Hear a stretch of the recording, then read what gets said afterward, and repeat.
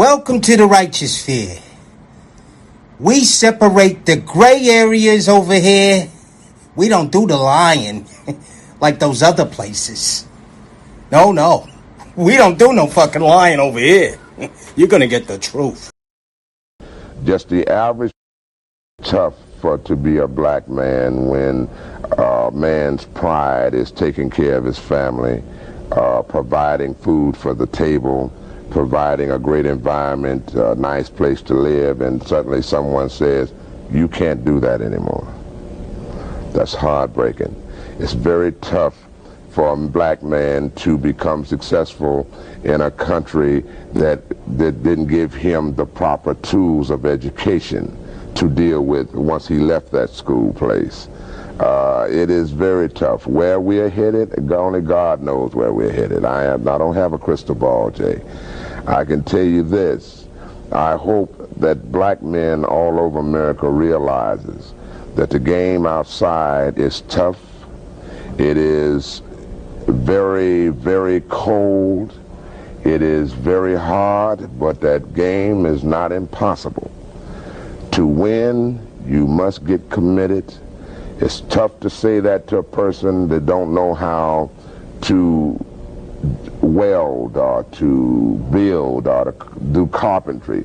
Just the average person who dropped out of school and now discovers at 28, 29, I messed up. It's never too late to learn. Let me tell you something. We about to go stupid. We about to go stupid. We about to go stupid. We about to go stupid. This year we be on stupid. This shit I'm blowing on stupid fruity. If it ain't DR, she right Gucci stupid. I'm Louis stupid. All about my check and I go stupid. Lord, they blood out like he Putin. Nigga thugged out like he Putin. Ain't a coop, nigga can't scoop me. I hear the hate loud, call it rootin'. Dodo bird, a real extra bitch. Feeding around in a dumb whip. Push start, banana split. Dior bag, hold an extra clip. Cuff a rap nigga, extra drip. Then stack with him, extra flips. Florida water, real loony bitch. Purse Gucci, no Dooney bitch. Pussy talk, no rumor ish. On the whole head like a tumor sick. Shots fired, I don't miss. I'm the definition of a real bitch. We on stupid. This shit I'm blowing on stupid fruity. If it ain't DR, she right Gucci stupid. I'm Louis stupid. All about my check and I go stupid. I'm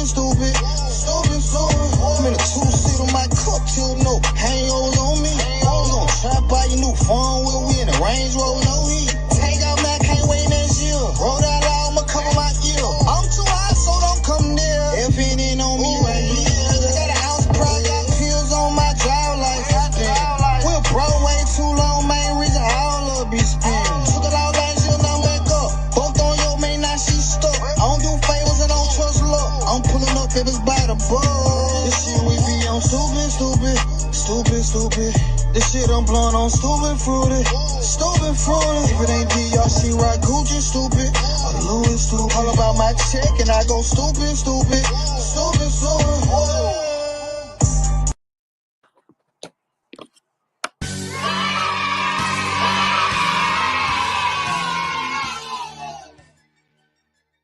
Salute, and welcome to class, gang. How y'all doing, man? It's Monday fun day, guys. What's up, guys? It's Who Want to Smoke Monday, but I'm gonna calm it down, guys. I'm gonna get it back to these kids, man. I promised y'all this live, so hit that like button, guys. Keep in mind, we don't cater to any groups, gangs, communities, religions, feelings, or emotions. We cater to the truth. We cater to common sense. And we do not complicate that. All right, guys? So let's let some more classmates file on in. Y'all, if y'all can, share this live and tag me on my Facebook. Those of y'all that's on Facebook, share it to the Righteous Fair group and share it to my main page and tag me in it. And I mean, guys, the rest of y'all just share it out so we can get a nice little packed class tonight. I got a good one, guys. We're going to do the breakdown of the conspiracy, conspiracy, con, spirit, we see. because we know it ain't no damn, you know what I mean? Because it's real. It's really real. Right? It's really real. So we're going to break it down, right? The breakdown, we're going to break down the conspiracy to destroy black boys. We're going to find out why there's so much black girl magic today, guys. We're going to find out all of that. And I want you guys to follow along, because somewhere down this chain tonight, you went wrong. Some of us, we're going to be able to see where we jumped off that train. You know what I mean? We're gonna take the train from the first stop all the way to the last stop on why we went from traditional masculine men that can build the world to sassy niggas that can't build nothing but creative players and PlayStation. You know what I mean? We're going to find out today. So guys, you know what I mean? If you don't like the truth, it's about that time. It's about that time. Who we got in the class tonight? Who's going to do the honest? Who's going Zone, man? Zone, you got the honest tonight, Zone. If there's anybody that do not like the truth, that want to stick to the bull crap that they hell of a mother taught them. How many of you guys caught that live that we did earlier? I kind of mixed in some real good stuff there, real good information there in that Chris Brown spill. You know what I mean? But I was dead serious when I said that, guys. And you're gonna find out today who your oppressor is. All right? Because they teach you how to hate the white man, and we know the white man ain't tell our mother to have us, and the white man ain't tell us what our mother told us. You know what I mean? Yeah, guys, we're gonna break it down today. And again, moms, if you is in the house, if I got any moms in the house, do not take it personal. It's nothing personal, ladies. Understand. It's never anything personal. I just have some information. I have pieces of information. You know what I mean? That's all. I don't think I'm better. You know what I mean? I just have pieces of information that I use to win. You know what I mean? That I use to win. That's it. I'm not thinking that I'm better. You know what I mean? Not curb your enthusiasm. Don't make it about you. Finally, do for once in your life, make it about your kids. All right? Make it about your kids. The information I have can turn you into an absolute better parent. It'll get you to critically think. You know what I mean? But earlier, guys, I was telling you guys, right, that people can truly love you guys and still not do right by you, right? You know what I mean? People can love you and still not have your best interest at heart. You know what I mean? Think about it. Like, people can love you. Like, you know what I mean? Think about it. Think about it, guys. Think about it. You got a bear, you got a turtle, and you got a fox. All right. So let's say the bear is your mother, the turtle is your friends, and the fox. Who you want to make the fox? The fox could be your dad, right? So now the fox, you know what I mean, is a good hunter. The fox, they're good at hunting. Foxes, let's say the foxes are good hunter. The bear is good at protection. The bear protects you. You know what I mean? Then you got the turtle. The turtle, you have fun with the turtle. You know what I mean? You see how everybody loves you. The bear loves you. That's your mom's. The turtle loves you. You know what I mean? That's your friends. But each animal supplies different values to you. You know what I mean? Now, the fox might always want your time, right? But at the end of the day, the fox like to hunt. So when the fox wants your time, when your dad wants your time, he gonna want your time to cater to his needs and to do things for him. So he'll get you to believe in one way, in one ideology, to cater to him and his need. Are you understanding, guys? Come on, guys. Now, I mean, you know, we critically think over here, guys. We break it down. Don't forget Saturday, guys. Saturday, we got more stuff like this, but in a private, intimate setting. $20. You know what I mean? You can email me, goodmoneygus@gmail, goodmoneygus@yahoo. You can email me to let me know you sent the Cash App. That way I have a means of sending you the link when we're doing it on Saturday, all right? So, but anyway, we're going to have information like this. Guys, so like I was saying, right? You get that. I need you to get that, first of all. Before we go anywhere, I need you to get that, right? People can love you, right? And still not have your best interest at heart. You know what I mean?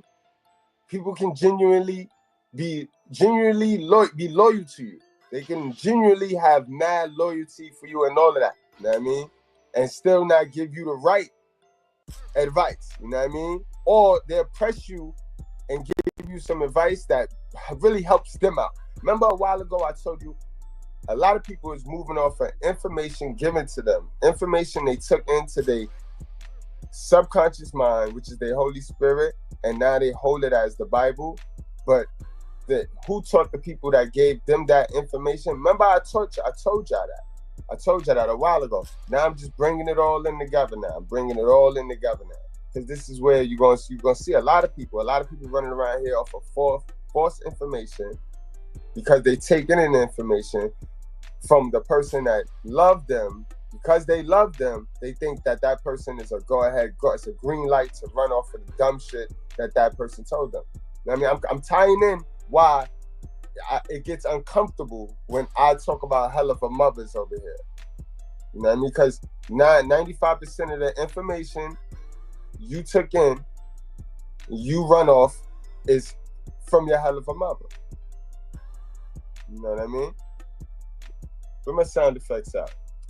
Because I don't want y'all to lose me tonight. You know what I mean? Shh. Don't you be saying that. If Massa finds out, he'll kill you. You telling the truth around here? Yes, sir.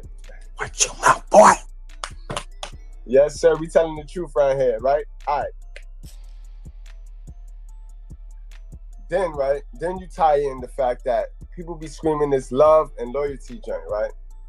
In the black community, people don't have the right concept of love and loyalty. So knock it off, you know what I mean? Knock it off. When you talk about love and loyalty, then you are talking about human beings. When you are talking about human beings, then you gotta talk about emotions, feelings, and people are not perfect, guys. Do you understand that? People are not perfect. So when you talking about loyalty, you know what I mean? What's loyalty to you may not be loyalty to them. Or you can't make that person loyal to what you want that person to be loyal to. You know what I mean? You gotta let people be who they are. Y'all be wanting people to love the shit out y'all, but not be who they are while they love the shit out y'all. That's impossible. Do you get what I'm getting? Don't lose me right now, guys. Don't lose me right now. Because remember, your hell of a mother also fits in this category. She is not perfect. She's not perfect. I mean, remember, she's learning on the fly. She's trying to raise your ass. She got a lot of shit she got to do. You know what I mean? She got to go with the programming that say be a strong and independent woman. So she got a lot of shit that she got to do. You know what I mean? So you got to understand how, I say all that to say how your mother sometimes made decisions and involved you in this, and she involved you in shit that was not in your best interest, but catered to her feelings. All right? And because of that and constant programming of that, this is why now you are the way you are, bro. You cater to women's feelings. You know what I mean? Some of us that are raised by a single mother, we're just addicted. We have the single mother syndrome. We addicted to single mothers. We just gotta have us a single mother. We'll find all the reasons to date single mothers and feel sorry for single mothers, because it's really a psychological syndrome that you gotta overcome. You know what I mean? But it all stems back to what I'm talking about. People can love you. People can love you, but don't mean right for you. Don't mean right to you. Don't mean right for you, bro. Am I bugging? What's the chat saying tonight, man? 100. Yes, sir. All right. So we all following along. You know what I mean? When people talk love and loyalty, you know what I mean? When we talk about people not perfect. You know what I mean? And people have their own shit. people be going through their own shit. People be going through their own seasons, right? So people will give you advice and information based off of the season they going through, off of what they going through in their life. You know what I mean? Shit could be rah-rah over here, so all they think of is some rah-rah shit. You know what I mean? So all rah-rah shit. But just because they love you, you take that information and you think, all right, that applies to me. And that's how I supposed to live. And that's dangerous, guys. You know what I mean? That's hella dangerous when you start living like that and you start living vicariously through people. You ever hear me tell you stop living vicariously through people? A lot of people still living vicariously through Kuta Kinte and them ancestors. Same group, same template. Same template, guys. You know what I mean? Same template. You know what I mean? So you gotta understand, you know what I mean? People could love you, but they don't mean right for you. And you gotta understand how you gotta place the people, you gotta place people in their positions. You know what I mean? Everybody not gonna come. Everybody not gonna get to come. You know what I mean? Everybody not gonna get to go. It's just not gonna happen like that. And you gotta learn how to place people in certain positions. And that's how that's gonna go, you know what I mean? People are resources to you, you know what I mean? You are supposed to value them for what they are. I mean, value them for what they are. Remember I gave you the example. You had the what was it? Shit, I know it was the turtle and it was the fox. And then what, it was the bear. You had the bear, turtle, fox. Remember? Each of them love you. But each of them had different value. They had different value to you. You know what I mean? They had different value to you, guys. That leads me to this right here, guys. I need y'all to understand how, you know what I mean? It all ties into what we're doing today, guys. So don't let me lose you. Don't let me lose you. I need to show you the programming. This right here, guys. This is the forever famous verse right here. You know, this is the manipulative verse right here. You know what I mean? And again, you got to remember this. Remember what I just told you. Everybody, when you talk about loyalty, love, and people, you're talking about people and human beings are not perfect. Your mother included. Human beings are not perfect. Understand, everybody is trying to satisfy themselves. Can you blame them? What are you trying to do? You're here trying to satisfy yourself. So everybody's out here trying to satisfy themselves, guys. You know what I mean? Again, y'all be wanting people to love y'all and not be themselves. That shit is impossible. You know what I mean? That shit is impossible now. Now a lot of y'all was victims of spiteful parents. Like, you know, a lot of people running around here, like I said earlier, they done ruined their life being spiteful. You know what I mean? And a lot of kids are raised without a father because their mother wanted to be spiteful and prove a point. Just like a lot of kids' fathers try to be spiteful and they not in the kids' lives because they trying to prove a point to the mother. You know what I mean? A lot of kids is raised nowadays used to be pawns.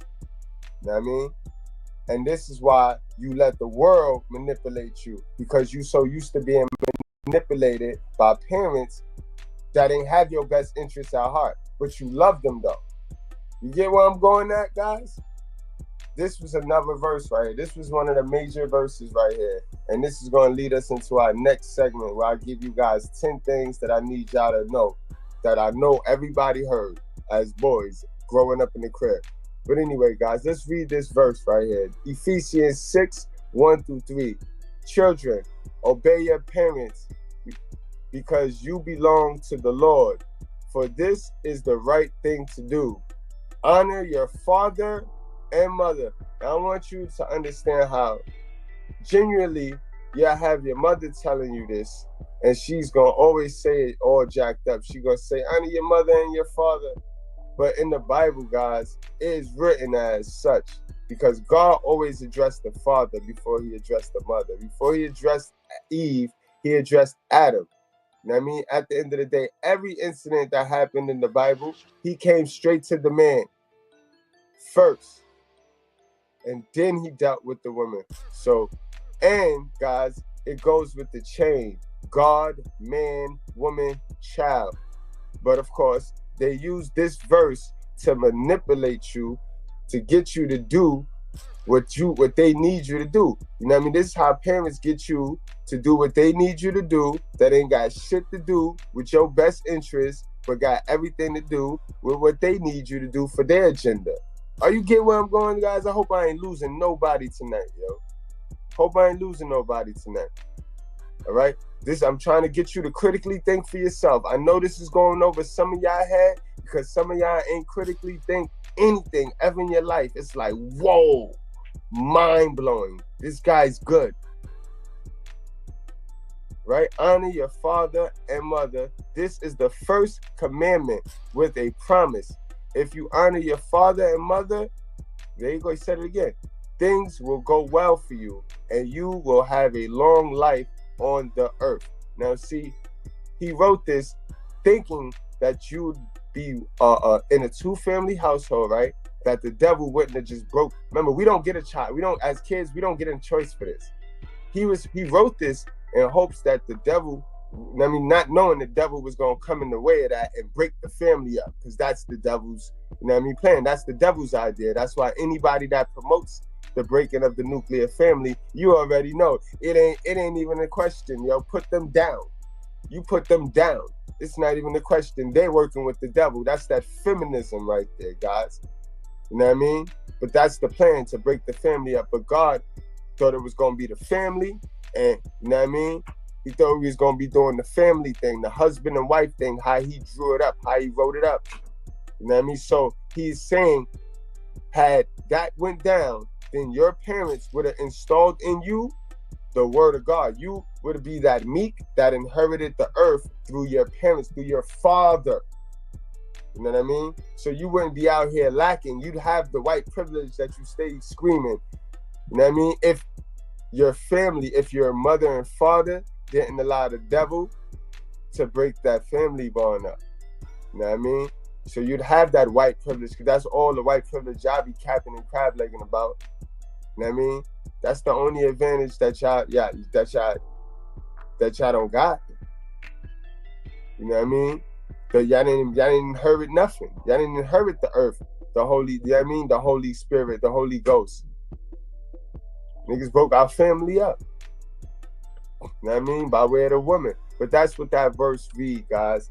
And again, ladies, for my lady detractors, right? What I need my lady detractors to stop doing, I need y'all to stop with the worldly shit. Don't stick your worldly shit to us, to us over here at the Righteous Fair. You know what I mean? Don't do that. Because y'all checklist everything.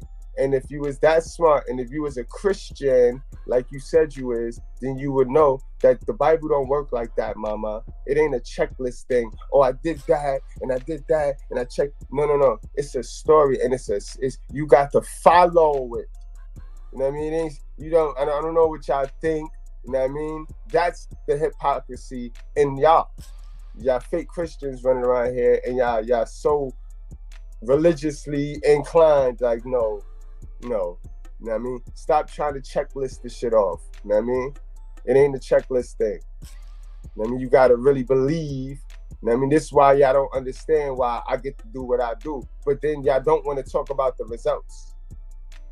They don't never want to talk about the results. Do you got what I got? Then they'll start finding any excuse. Oh, how can you tell me I didn't get that because of the grace of God and the work I put in? You know what I mean? It's no wins. But anyway, guys, that's not where y'all came. Y'all came here to understand some understanding. So let's get into it. You know what I mean? Now I got a list here. Where my list at? I got a list of 10 things that I know your little hell of a mother done programmed you with. Because remember, these 10, they use that verse that I just showed you to control you and get you to do what they needed you to do that ain't have a goddamn reason to do with you. You know what I mean? This is why you don't know nothing right now. And you're fronting and you're capping and crab-legging and you're trying to hide and pretend like you know what I mean, instead of learning. But those are your oppressors. You know what I mean?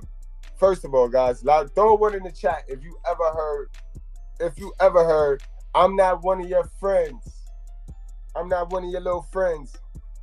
Throw one in the chat if you ever heard I'm not one of your little friends. You know what I mean?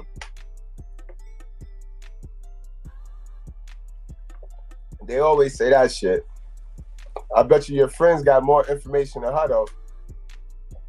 She should be one of your friends, yo, because then she'll know what's going on currently. She know what's going on currently. But they use this to manipulate you. Remember that, guys. Let me see. Oh, yeah. Oh, yeah. All right. And magically, guys, I don't know y'all. Y'all don't really know me, but we all got the same story, right? We all got the same story. Some of my mothers is white, some of our mothers is black, some of my mothers is Puerto Rican, but we all connected. This is why I love it. This is why I love it here in the Righteous Fear, yo. I'm starting to see it. Righteous Fear is global. We one of them global channels. We small global, you know what I mean? We definitely not a local channel, bro. We not with the cap and crab leg, bro. Number 2, guys. Put a 2 in the chat. Put a 2 in the chat if you heard you got McDonald's money. If you ever heard you got McDonald's money, put a 2 in the chat, bro. You know what I mean? Instead of explaining to us finances and instead of explaining to us poverty and what's going on, they tell us shit like that. That ain't help us, man. We need to know why we can't have McDonald's. Yo, them other little kids got McDonald's. Why they got McDonald's? This leads to the reason why we grow up hating. This is why we hate the white man right now. This because some of us ain't have McDonald's. Some of us ain't get the McDonald's. So we hate the kids that had the McDonald's. We call them Pookie. You know what I mean? Because for some reason, their mama was a crackhead, but they had all the McDonald's in the world. Their mama bought them Jordans to the school and all that. But you know what I mean? Your mom's with the work 9 to 5 in it, and you still ain't get the McDonald's. So this is where the hate coming at, guys. I need y'all to understand that, guys. We cooking tonight. We're not even gonna play tonight. We're not even playing tonight. You know what I mean? Like I told you guys, I read books and I follow the Bible. I don't think I'm better than anybody. I just got some information. You know what I mean? And I don't let nobody throw me off. Nobody. You know what I mean? It's not a BBL running around here that can throw me off from helping these kids. It's not a smile. It's not a cute hello, Mr. Goodbread. Not one can throw me off. All right, guys. Put a 3. See, look, I knew y'all. A lot of y'all niggas ain't even going McDonald's, y'all. Y'all ain't going McDonald's to hear that shit. Yo, D Brown, you remember that shit, right, D Brown, yo? You got McDonald's money? You be like, God damn, yo. Hit me 5 years, hit me in 7 years later, I'll surprise you, man. I'll surprise you. Play that shit when I was 15. Shit, I've been and bought you McDonald's, man. Yeah. Where you get that from? Yeah. It's crazy. Aviated, what up, my guy? You know what I mean? All right, guys, put a 3 in the chat. Put a 3 in the chat if you ever heard, fix your face before I fix it for you, bro. If you ever heard, fix your face before I fix it for you, put a 3 in the chat right now, bro. Because this is child abuse. Why I can't cry, why I can't laugh, and why I can't look at you like a dummy that you are. Because that's when they say that shit. They say that shit when they say some stupid, goofy shit, and you look at them with the, you know that was dumb. And that's when they want to hit you with the, fix your face before I fix it for you, like. Or when you ask them a question and they ain't got an answer, and you just disappointed in the fact that you're starting to realize that your hell of a mother is a dummy. Dead ass. You know what I mean? And that's because she don't listen to nobody. She don't take instructions. She don't listen to nobody. She don't let nobody tell her anything, bro. She haven't learned anything since she left high school. You know what I mean? She left high school. She said, I'm grown now, and stop learning. Oh, wow. 3. Everybody heard that. Exactly, guys. Remember, and this is programmed in us since we boys. Y'all not even peeping how they use our parents. They use the modern woman as weapons. So when a modern woman have a baby, who does she become? She become our mother. You know what I mean? They make it like it's so difficult. It's not that difficult. You know what I mean? They programmed the modern woman. When a modern woman has a baby, she becomes a mother. It's not like this shit go away, like, oh, she's not a modern woman no more. Nah, she's still a modern woman. And then we got the women running around here. Remember the girl on the platform the other day? She said, well, I don't like modern. I just don't like the word. We're all modern. No. You are modern, bro. You are modern. Your wigs start on your fucking eyebrows, your forehead. No, there's some traditional women that want to be traditional. Like, yeah, I don't mind saying I'm traditional. There's plenty of traditional women that say, I don't mind. I'm traditional. No, I'm conservative. You know what I mean? Funny people, bro. 4 guys, put a 4 in the chat. Put a 4 in the chat, and I know my music heads heard this. Put a 4 in the chat if you ever heard. I hope you know them. I hope you know them school books, like you know them schools that rap songs. I hope you know them school books, like you know them rap lyrics. If you ever heard that, put a 4 in the chat. You know what I mean?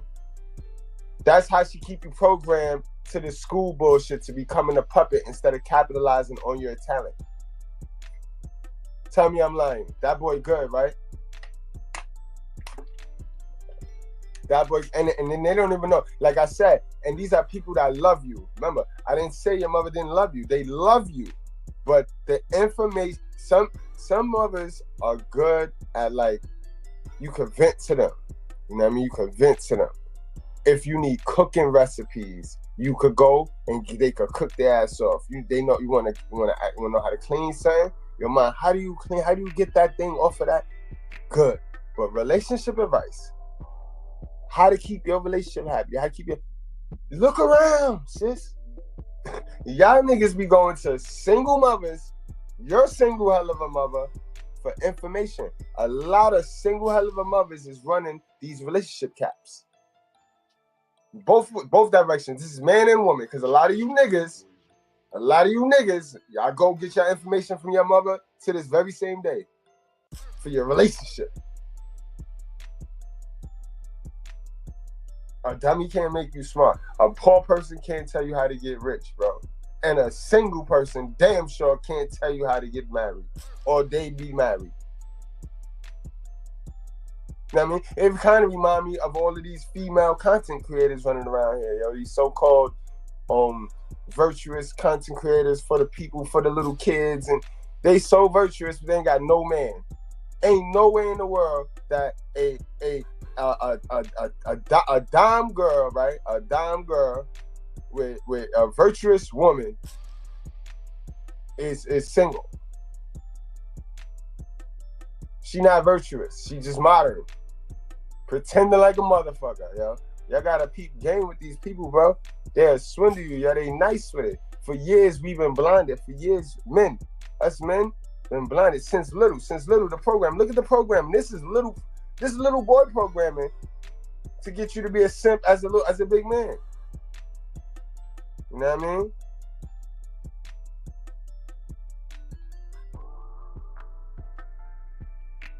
Come on.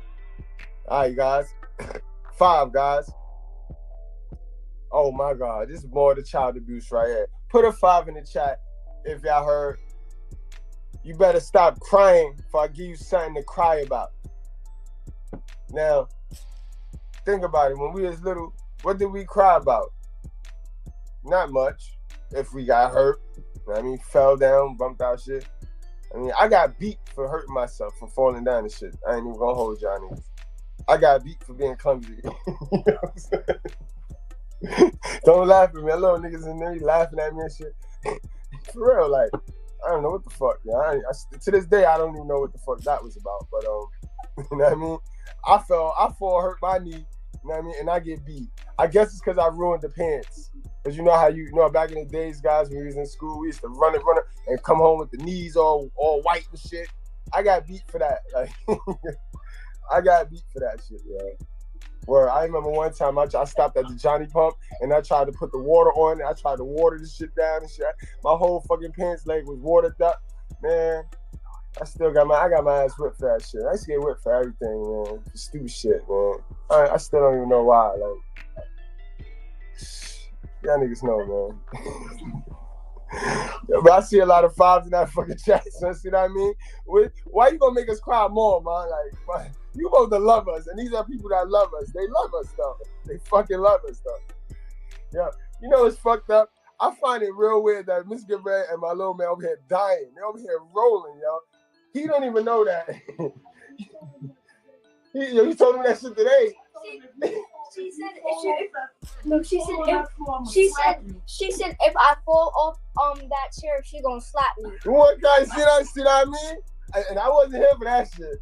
That shit would not have been said if I was here. If masculine energy wasn't yo, remember where y'all get it first, bro. I don't make this shit up, guys. You can't.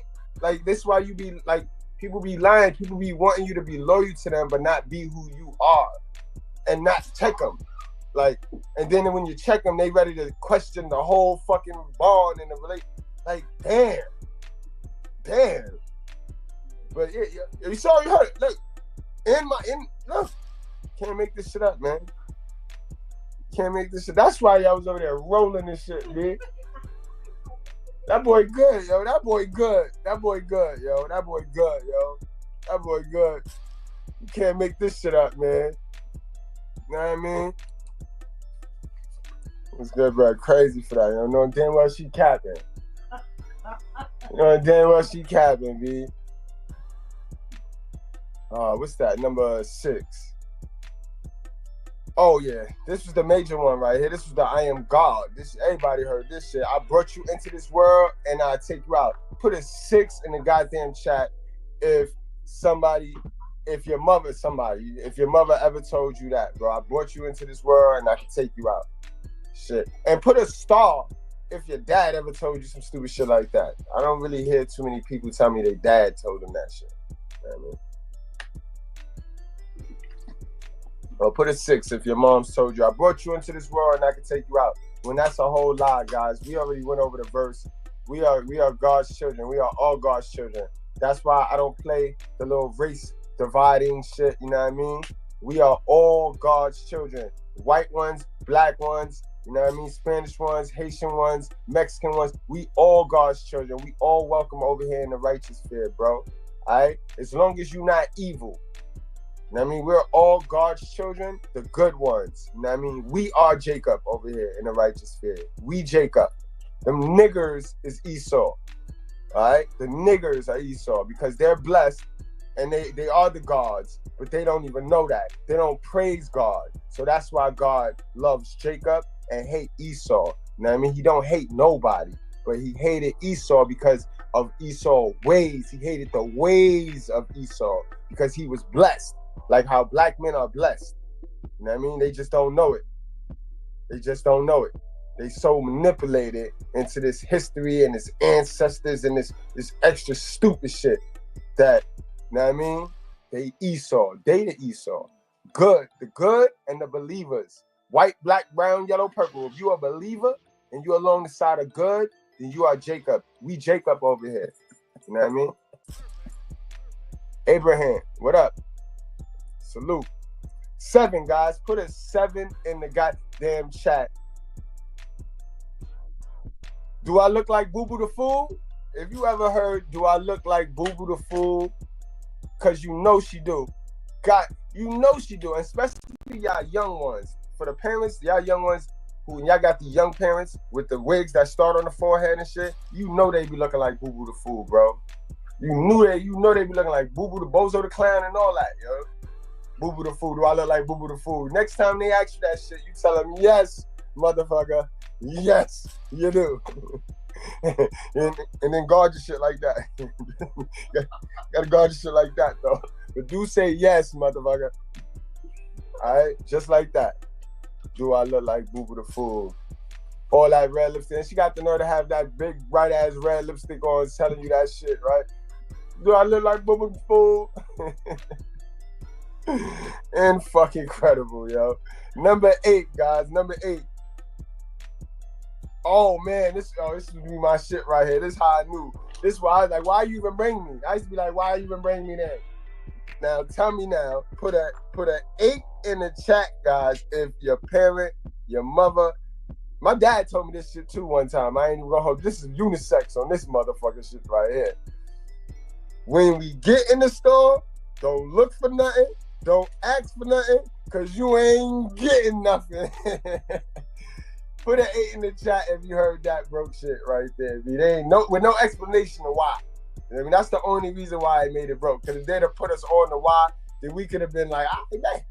But they never wanted to tell us why they said it. You know what I mean? Because they keep the bills, they keep financial literacy away from us. When that's our first opportunity to actually learn budgeting, learn saving and sacrifice. You know what I mean? But you know what I mean? You can't teach these people nothing. You can't tell a black sister nothing. You can't tell a black mother nothing. Especially once she graduates to motherhood. Single motherhood.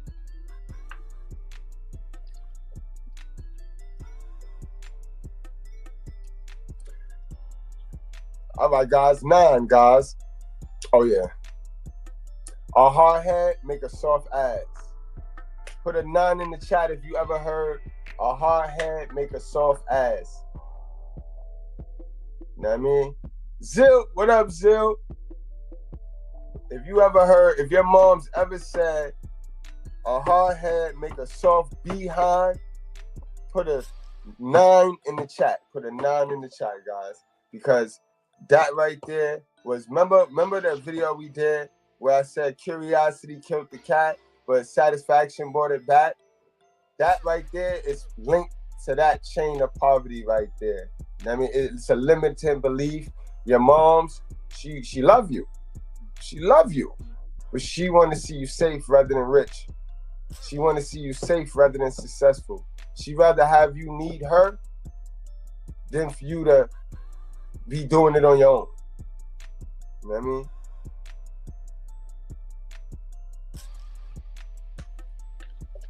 Now, number 10, guys. What was number 10? Oh, yeah. Check your tone. That was the emasculation right there. Check your tone. This is why niggas walk around here soft now. Bitch all louder than him. You know what I mean? The nigga be sitting there trying to be all low and save the embarrassment. And she, fuck out with you fucking midget. And yo, you be like, damn, yo, I seen him trying to save her. You know what I mean? Watch your tone. To this day, niggas let women tell them, watch your tone. You go on these panels, you see a sassy little bitch get there and tell you, watch your tone. You talking too loud. Bitch, we men, we talk loud. What happened? What happened? I curse, I yell, I scream, I shout.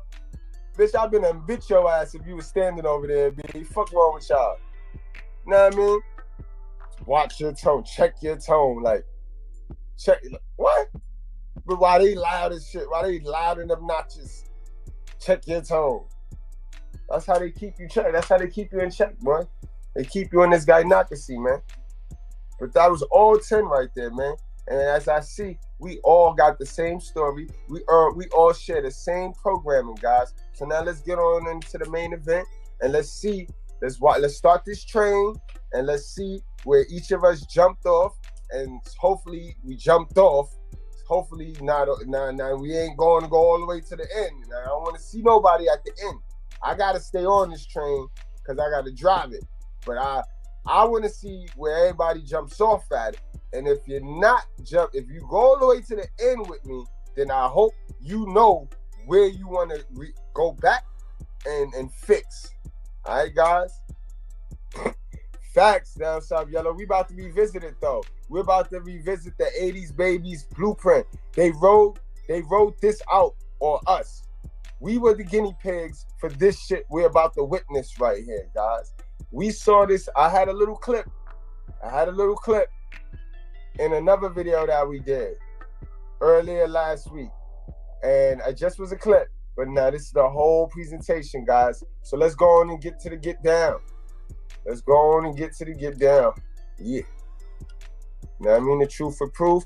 I'm gonna do my thing on it. I'm trying not to cut it off so much, but y'all know YouTube and they new standards, guys. So I gotta react to it. I gotta cook on it. You done made it to where you gotta cook now, guys. You gotta cook. Don't let that shit play for more than, I want to say 2-3 minutes without saying something.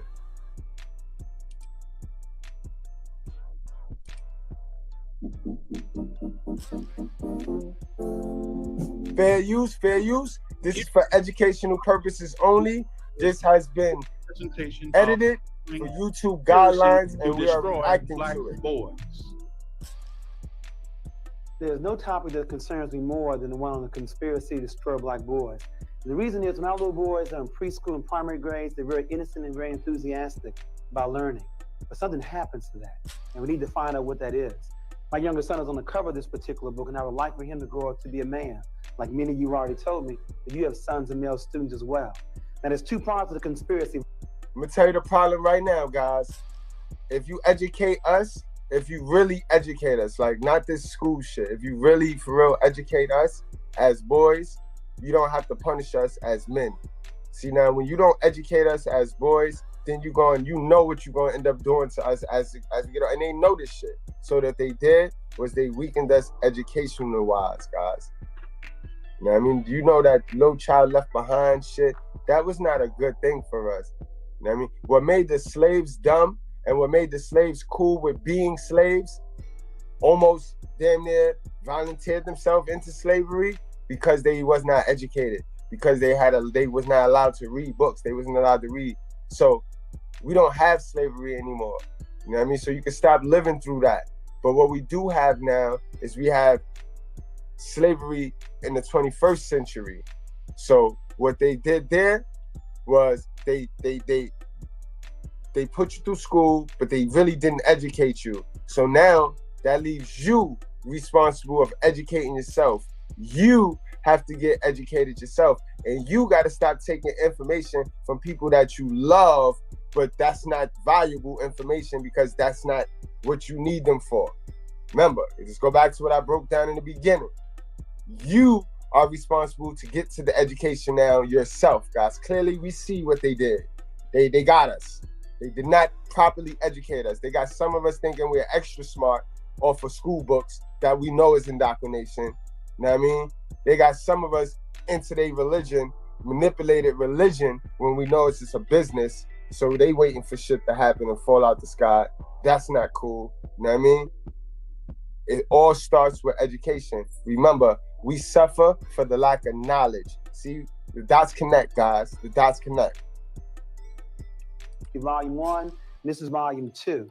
In Volume 1, we raised 4 questions. First question is, when did the conspiracy start? Who is against black boys? Why is there a conspiracy against them? And what exactly is the conspiracy? That's in Volume 1. In Volume 2, we look at the relationships between mothers and their sons. That must be studied. We also must look at female teachers and black male students. That must also be studied. We must look at some case studies. In other words, many of us are doing a very good job developing black boys to be men. What is it that some of us are doing that others are not doing? And then last but not least, a program called the Rites of Passage into Manhood. See, it used to be we knew when black boys became men, but now many of us don't know when we're men. How much reefer we smoke, how much wine we drink, how many babies we make. Until black men spell it out to black boys what it means to be a man, this conspiracy will continue. Let's go back to Volume 1. When did it start? Remember, guys, this was in 1987, guys. 1987. So, you know, the numbers could be hella inflated by now. You know what I mean? It did not go down. We have prison, death. What else to make us unavailable to black women? Yes, homosexuality. As you said earlier, 1 of every 9 men in this country are homosexual. Where else? Yes. You know that number skyrocketed. That number skyrocketed. Okay, so institutionalization, and there's not only in terms of hospitals, but also mental institutions, and of course, when they get released, many times being homeless. There's still one other large popular area. Thimby? Intermarried white women. Okay, interracial marriages. Now I want to pause here for a moment, because you would think if anybody is going to marry outside the race, it would be black women. You got 2 black women for every 1 black man. But as Thimby pointed out, it's exactly the opposite. There are 164,000 interracial marriages, of which 116,000 are brothers. That means 48,000 sisters. It's almost a 2-to-1 ratio of black men to black women marrying outside the race. But remember, as you said in the earlier workshop, if the definition of beauty is light skin, long hair, and blue eyes, why stop over Renee, the light skinned sister? Why not get you the real thing? There's some serious problems here. And then black men tell me, I can't find a black woman to understand me. You mean out of 20 million black women, you can't find one to understand you? And obviously, they were not wrong, bro. They were not bugging and they were not wrong in 1987, guys. They were not bugging and they were not wrong. Because we already know that. When was it? 78 is when it kicked in. Remember, we did the interview with that couple in 78 when they started calling the woman the new black woman, the new black man. You know what I mean? In 78. So by now, by 87, shit, that's about a whole shit. It's in full effect. They wasn't bugging. You don't need a white woman, you need a psychiatrist. But that's another workshop on relationships. But I just want to share. See how again, this is a black man, very educated. He's breaking it down, but again, he's playing to the gynocracy that says, like, we bugging because we can't get cooperation from our sisters. Like, are you dumb? You can't make nobody do anything. Did you not hear what I said? When you're dealing with human beings are going to do what they want to do. Human beings are going to do what they need to do to satisfy themselves. You know what I mean? And they still love you. Yeah, we got some very serious problems. But to tease this audience, black women are tired of being by themselves. And in the earlier issue of Essence magazine, the article said, guess who's coming to dinner now? See, and this is pre-social media, guys. So the women really had the wool over everybody's head by way of the media. So they could sit there and cry like, oh, we miss men. Whole time, in actuality, in real life, they getting rid of the man. They find all sorts of reasons to be independent in that crib by themselves. But the media gonna run with this bullshit. They also got their movies where every fucking dad is looking like an asshole. Then they got the movie where the white guy, he got the motherfucking raised the black boy. You know what I mean? What was that, Webster? Black women are tired of being by themselves. In other words, brothers, you can't have it both ways. You can't have two black women to choose from and still marry a white woman. You can't have it both ways. Black women are tired of being by themselves. Now, that's with regards to the stats, why we wrote the book, because we saw the shortage of black men. But what we want to begin to find out is, when did it start? You see, it's called the fourth grade syndrome. Studies show that black boys may be the best students in the country up until the fourth grade. So we wanted to find out what your son, a male student, was doing at the beginning of the third grade, then at the end of the seventh grade, and then measure the progress. Let me give you 3 examples. We had a little... That's a fact, guys. Fourth grade is always important. Salute to my teacher, Miss Mayes, yo, because she used to tell us that all of the time. And salute to my fourth grade teacher, Miss Milan. You know what I mean? I had a good fourth grade teacher. I don't know where we went wrong for fifth grade.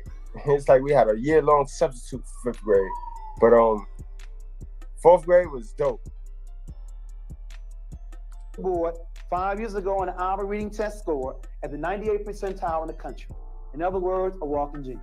That means only 2% male, female, white, or black had a higher score than he at the beginning of the third grade. At the end of seventh grade, the same board now drops down to the 35th percentile.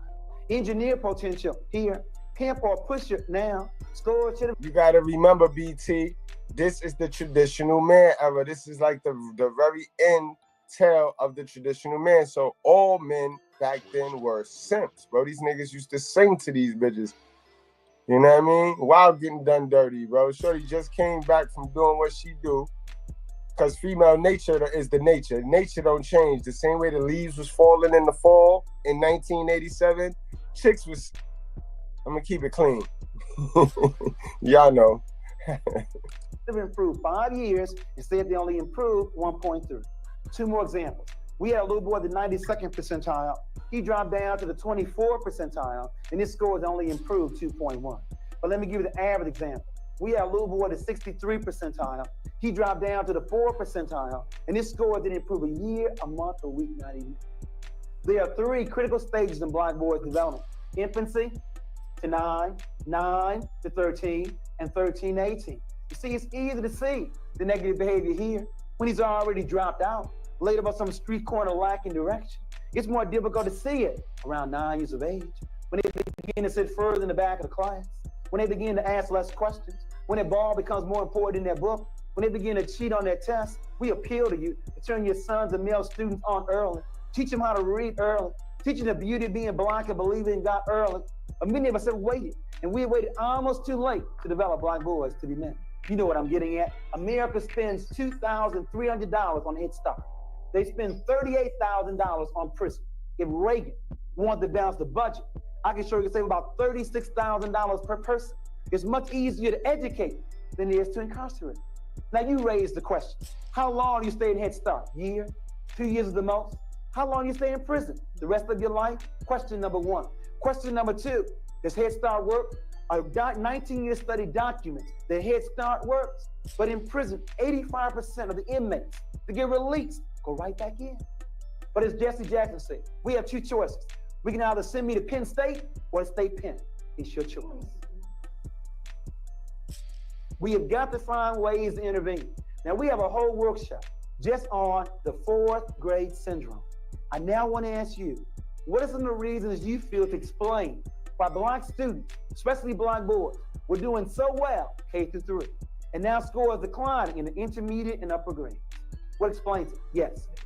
Style changes abruptly in 4th grade from what might have been more right brain activities in the primary grades into all of a sudden all left brain activities. Okay, so a change in learning style or methodology from the teacher, from a holistic learning style to a left brain. Okay, very good. Any others? Yes. I think that there's a lot of rejection on the part of the female teachers in the classroom. And the rejection increases with the upper grades? Why do you think it increases? The students, perhaps his natural makeup, hyperactivity and that sort of thing. And that may be increasing. Well, it may be increasing because we're now expecting them to stay in school or stay in a chair even longer. Okay. Any others that contribute to this 4th grade syndrome? We have a change in learning style. We have the teacher's outlook on the student. What else? Yes. The student becomes more culturally aware and differs significantly from the teacher often. Okay, so the child's now become more aware of their culture and racial identity. Okay, very good. Any others? The major reason you have not given yet, and maybe that's why this problem is still with us, Terry. First name is, I'm sorry, Richard. Well, the peer group starts to form and become stronger about the peer group. And that's unfortunate, Richard, that you said that, because as the age increases, peer pressure is on the increase, while parental involvement is on a decrease. I don't know who told parents when your child gets older, they need less of your time rather than more. When I speak to Head Start parents, 80% of them are there. Elementary school, 30%. High school, almost a joke. That's what I was about to say. That's the driving force. That's why they start to go down, because by 4th grade, the parents think the kid got school. So now they not at the school as often. You know what I mean? Shit, they start letting the kid go to school by himself. You know what I mean? And that's where it goes. So, great observation. Again, he a simp dude, but remember, guys, that's the key right here. That's what we do best at the Righteous Fair. We extract information from dummies. We learn a lot from dummies, bro. Cause we know what it is. And this is what I be meaning. This tie into the whole thing. You see, you gonna learn a lot from the people that don't love you. You know what I mean? You're gonna learn the most from the people that don't love you, or you're gonna use people for what they are. You know what I mean? You use people for the information that they are. You know what I mean? We have to work on it. That's another workshop too, on parenting all the way through, not just in those quote unquote tender years. But the major reason, it's not on the board yet. Still looking for it. Yes, Gwen? I think too that young boys, and particularly young black boys, in the primary grades, they have many mother figures, and they have very few men figures, and particularly black male figures. And I think it makes a big difference come grade 4. I agree with you wholeheartedly. I think it's the major reason. Let me now get my first position. I sincerely believe. That's also a good analogy right there. That's also a great one. Lisa D, welcome to class, man. That's a great assessment right there. Great assessment. Believe that only men can make boys men. Now don't misquote. I didn't say that a single female parent or female teacher cannot rear or educate her child, but she need not do that by herself. But she calls upon a father, her brother, an uncle, a male neighbor, a nephew, a coworker, There needs to be some men in our children's lives. I want you to explain to me how a boy is going to grow up to be a man if he's never seen things. In order to be anything, you must see it first. Remember in the earlier workshop, and I'll go through this very quickly, from the University of Michigan, we wanted to find out what the major influence on children. We said 1950, it was home, school, church, peer group, and television. And then we gave you 1980. Home was still number 1, peer group in the number 2 position, television 3, school dropped down to number 4, church last on the list. Let's go back to my statement. My statement said that only men can make boys men. Now let's see where black boys are going to find men. Let's first of all look at his home. 52% of all black children live in a single-run household. There's a very good chance he would not find a man here. I'm going to hold off on the streets and drop down to television. Can you name me 5? Hey, look how that number risen, yo. It was in 1980, it was 62. It is at 76% right now, guys. 76%. Positive. Adult black men on television, outside the news. And you can't name Cosby because the show just started. Name me 5.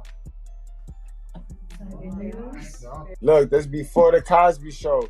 He on point with his information. He mixing in a little bit of Panda because he got a woman audience, but he on point with his information because I'm gonna play that back because that damn show did start before Cosby, and we know what they use Cosby for, and that's why they're trying to can him now.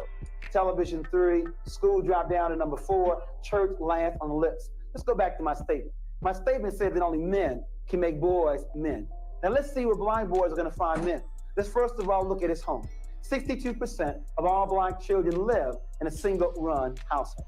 There's a very good chance he would not find a man here. I'm going to hold off on the streets and drop down to television.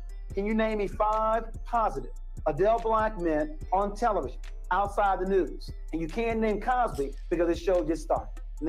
And you, to this day, guys, anybody can put five role model, male role models, not on YouTube, that's in the mainstream, that men, boys, today can look up to.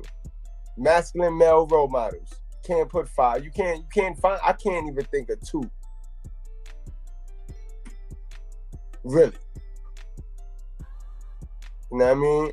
And we still have this problem to this day. You know what I mean? Name me 5. Outside the news. And you better not say George Jefferson. So they find very few black male role models on television. Now let's drop down to the schools. 83% of all elementary school teachers are women. 95% of all teacher age are women. And when do men teach? After the critical 4th grade, or they're in the upper grade, or they're the PE teacher, the janitor, or the principal.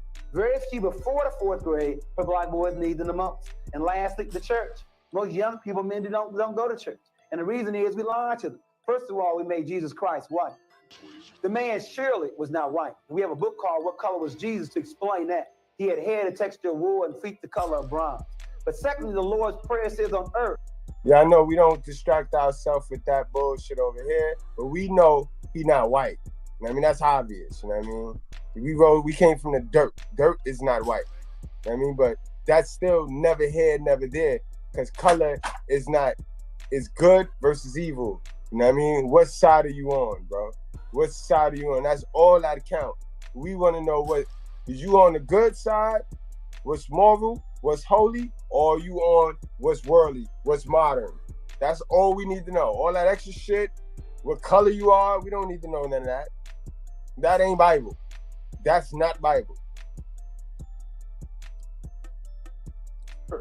As it is in heaven. Young people and men want some action. They want some programs. If there are no programs in your church, they will see you later in heaven. As a result of not finding a man at home, few on television, few in school, and not wishing to attend church, the last place is the streets. And that's the problem. The streets do a very poor job making men. They do a better job making pimps, pushers, and a few basketball players. Their hero, Michael Jordan, has said there were 1 million brothers that won his job last year in the NBA. Of this million, only 400,000 will even make it to play high school ball. Of this 400,000, only 4,000 will make it to play college ball. Of this 4,000, only 35 will go to the coveted NBA. Of this 35, only 7 start. And the average life in the NBA is 4 years. You got 1 million brothers looking for 7 full-time jobs that last 4 years. conspiracy is complex. It goes beyond the NBA. Even schools are in on it. Them numbers raised now too. I mean, them numbers raised now too. I mean, I cannot let it slide and not say that. Those numbers raised too. It's probably not 4 now. It's probably more like 100 or like 75.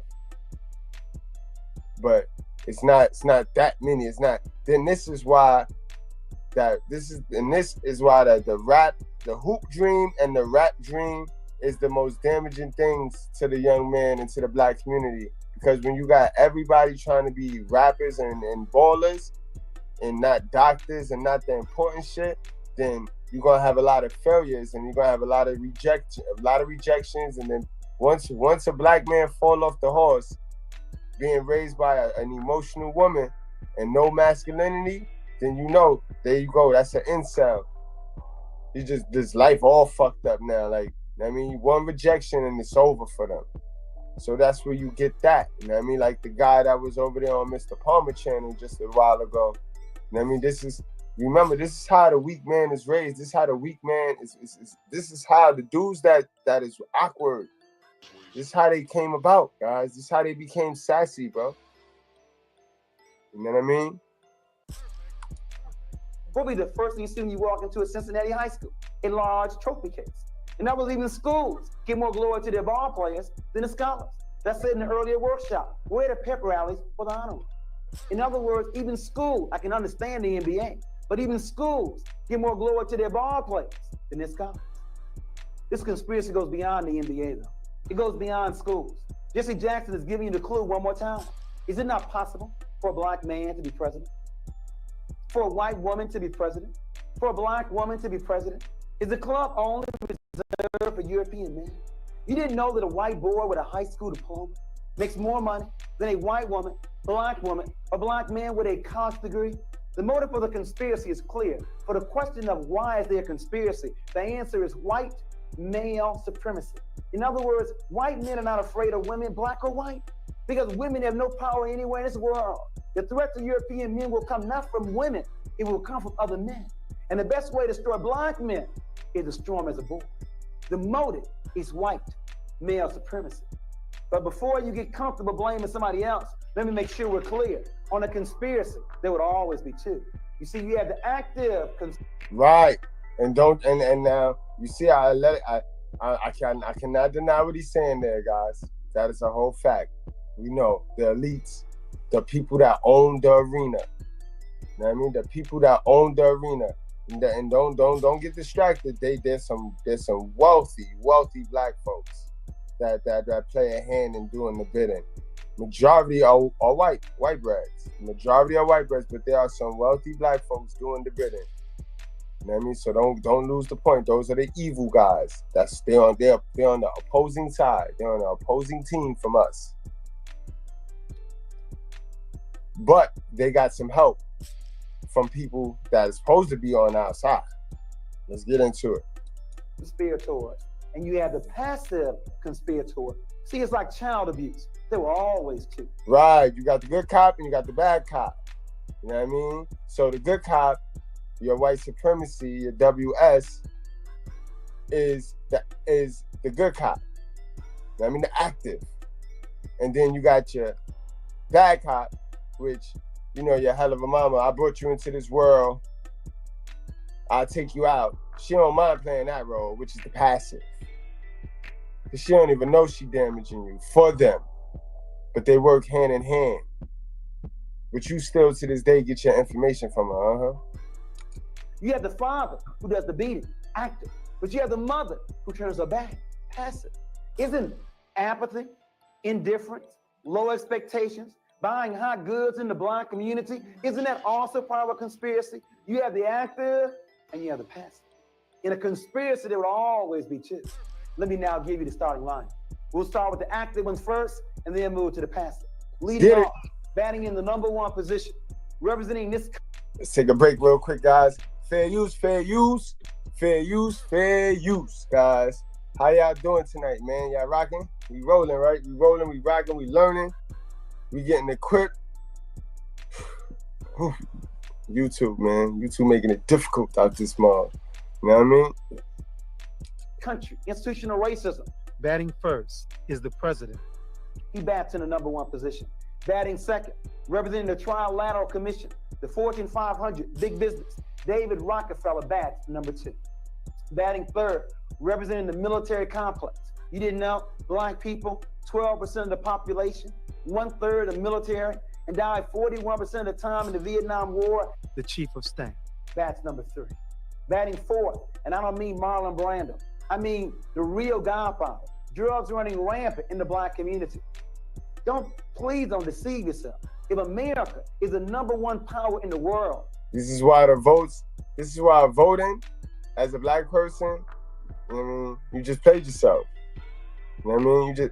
These people that he's mentioning, gonna make sure, because of their power and money, whoever they lobby for is gonna win. You know what I mean? They could police their borders to stop the drug traffic. These men and what they represent intentionally want to make sure the black boys never grow up to be men. But remember, they got some help from some of us who really like black boys, who may even have black boys at home. Yeah, they love them. And so we bad number. Remember, guys, your mother, they love you. Your father, he love you. You know what I mean? They love you. For 5 through 9. Batting fifth, not all, but some mothers who raise their daughters and love their sons. Batting sixth, some female teachers who don't understand that boys have different learning style than girls. Batting seventh, representing the media in this country, shows like Gary Coleman and Webster.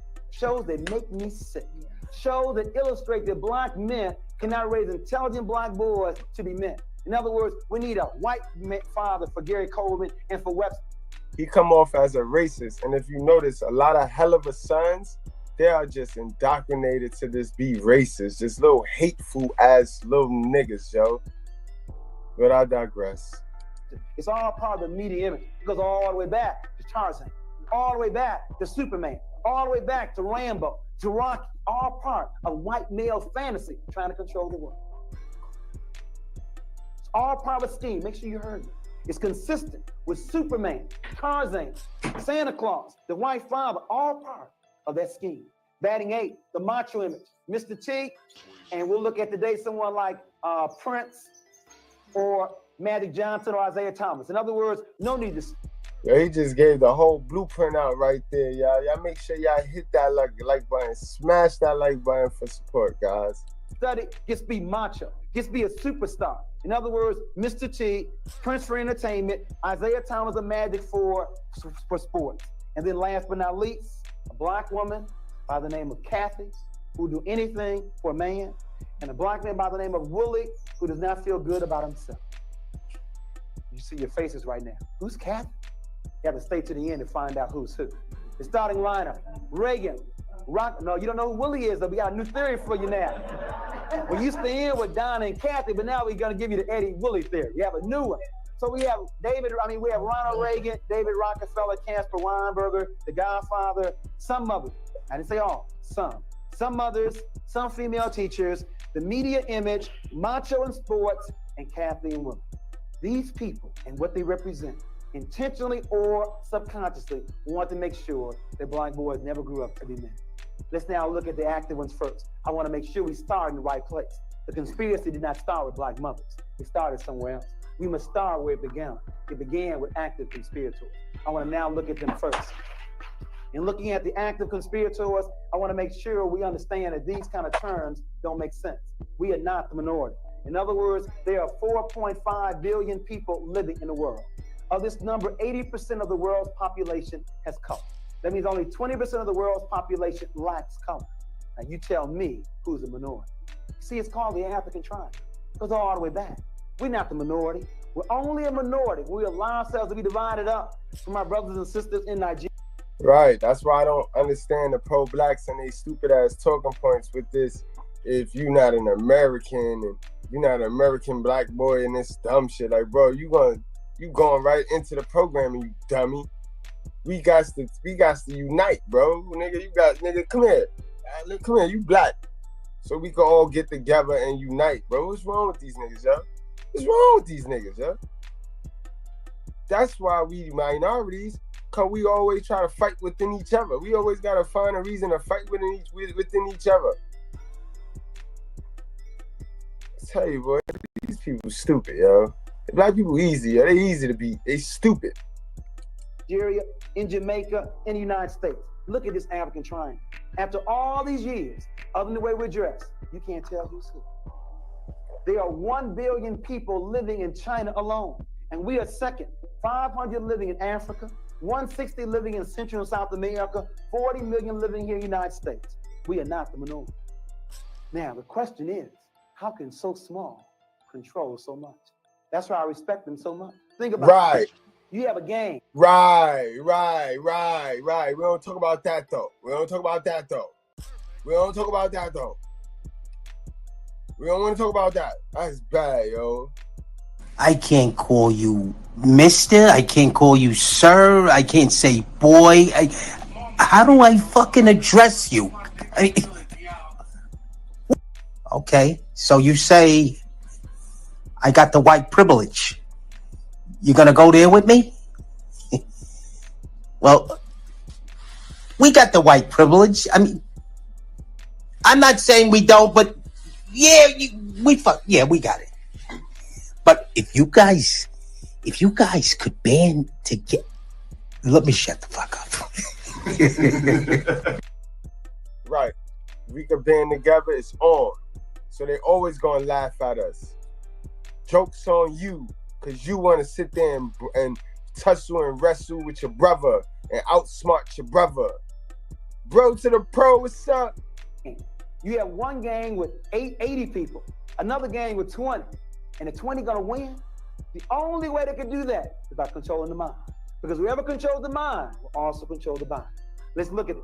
Psychological ops, guys. Psychological operations, bro. The TV, the entertainment, the manipulation, the matrix, guys. Unhook.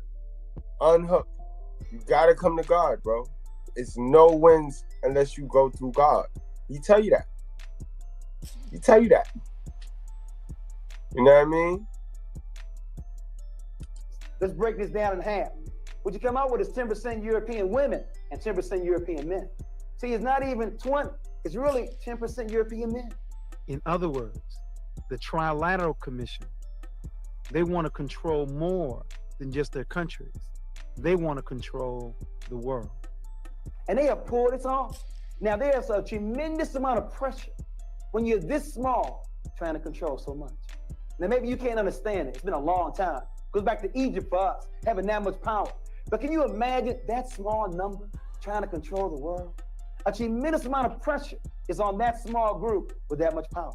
In other words, the first thing that men are taught to do is not to cry. According from their own Goldberg, the book is called The Hazards of Being a Male. The tremendous pressure when you're so small trying to control so much. The first thing that men are taught to do is not to cry. Think about it. Ever seen Ronald Reagan cry? John Wayne cry? They died with... Remember, guys, we went over it in the very beginning. Fix your face before I fix it for you. Or stop crying or I'll give you something to cry about. That was the programming right there, bro. That was the programming, bro. From your oppressor. Yeah. The white man didn't tell you that. The white man did not tell you that. Put their boots on. They died in their saddles. They died like men. Now, any psychologist will tell you that crying may avoid suicide later. But as a result of European men not crying, European men commit suicide more than anybody else. Black men who want so much to be like European men are very close second. European women are third, and the most sane person in America, she don't make no money, but stay close to God and her children and cry. Black women commit suicide. Listen. What?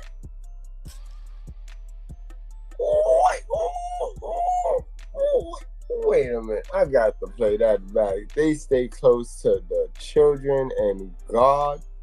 This 1987? Shit, I was 4 years old. Right? 2, 3,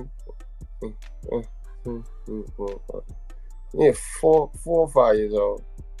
What the fuck?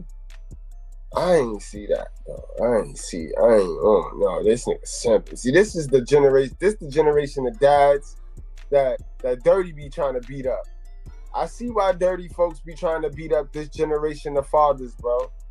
I see why dirty folks be running rampant on these generations. I see this, bro. Oh man, bro. And you know what's bad about it? Because the women of their era should have been the women of our era. These niggas deserve these women, yo. Because they fucked it up. They're the reason why these women hate us. And we didn't even do nothing to these dumb bitches. Because it's them. It's the stories they heard about these niggas right here. It was these niggas touching on them kids. It was these niggas scaring all the bitches, yo. And now we got to deal with these women, yo. Because of niggas like this nigga right here. The super smart pervert nigga.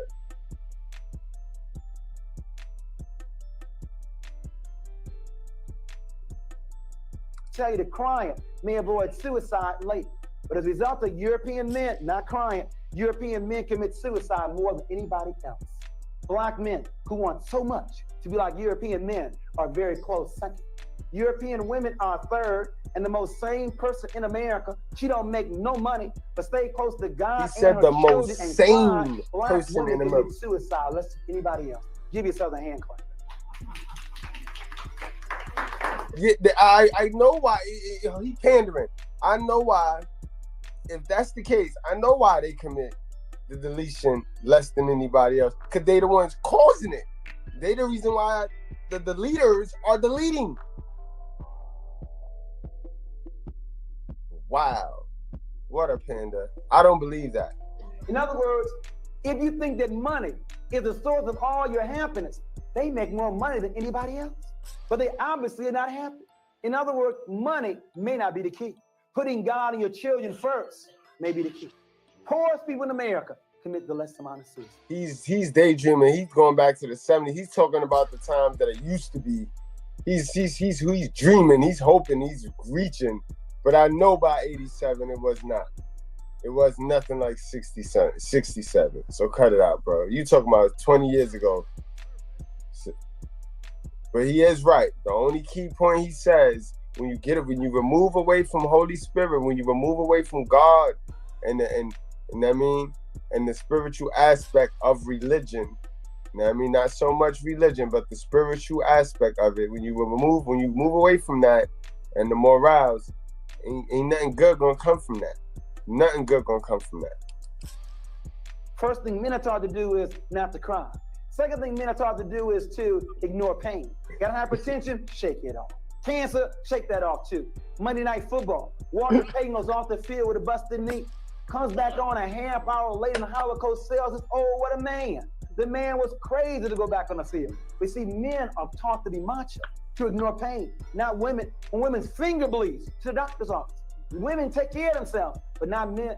You know it's gotten so bad that studies have now documented that when men are married, they live longer. That's an insult to my intelligence. It means that I cannot live long by myself. I gotta leave my mama and go to my wife. Because if I don't, I'm probably gonna smoke cigarettes, drink liquor, and eat a lot of pork on the streets. But with women, annual checkup, that's what they encourage men to do. Drink a regular amount of water and eat a salad on a regular basis. What am I getting at? European women say they're so oppressed. European women live to 77 years of age. Black women live to 75 years of age. European men die at 69 years of age, and black men die at 64.8. Albert, you and I die before the first Social Security check. That law needs to be changed to lower for us. We aren't living long to collect on the payment. This is sad. I'm gonna die 10 years. Guys, those numbers are different now, guys. Y'all do know that women are dying at a higher rate than men because of obesity and glutton. I mean, glutton has savaged it's closing the gap. I mean, it's closing the gap fast. These chicks that ate themselves to death. Word up. They're not as healthy as they once was. So they're not gonna outlive us. As long as you maintain frame and keep your body, you know what I mean? Drink your water, you know what I mean? Keep in shape, you're gonna be all right. We're gonna outwork them.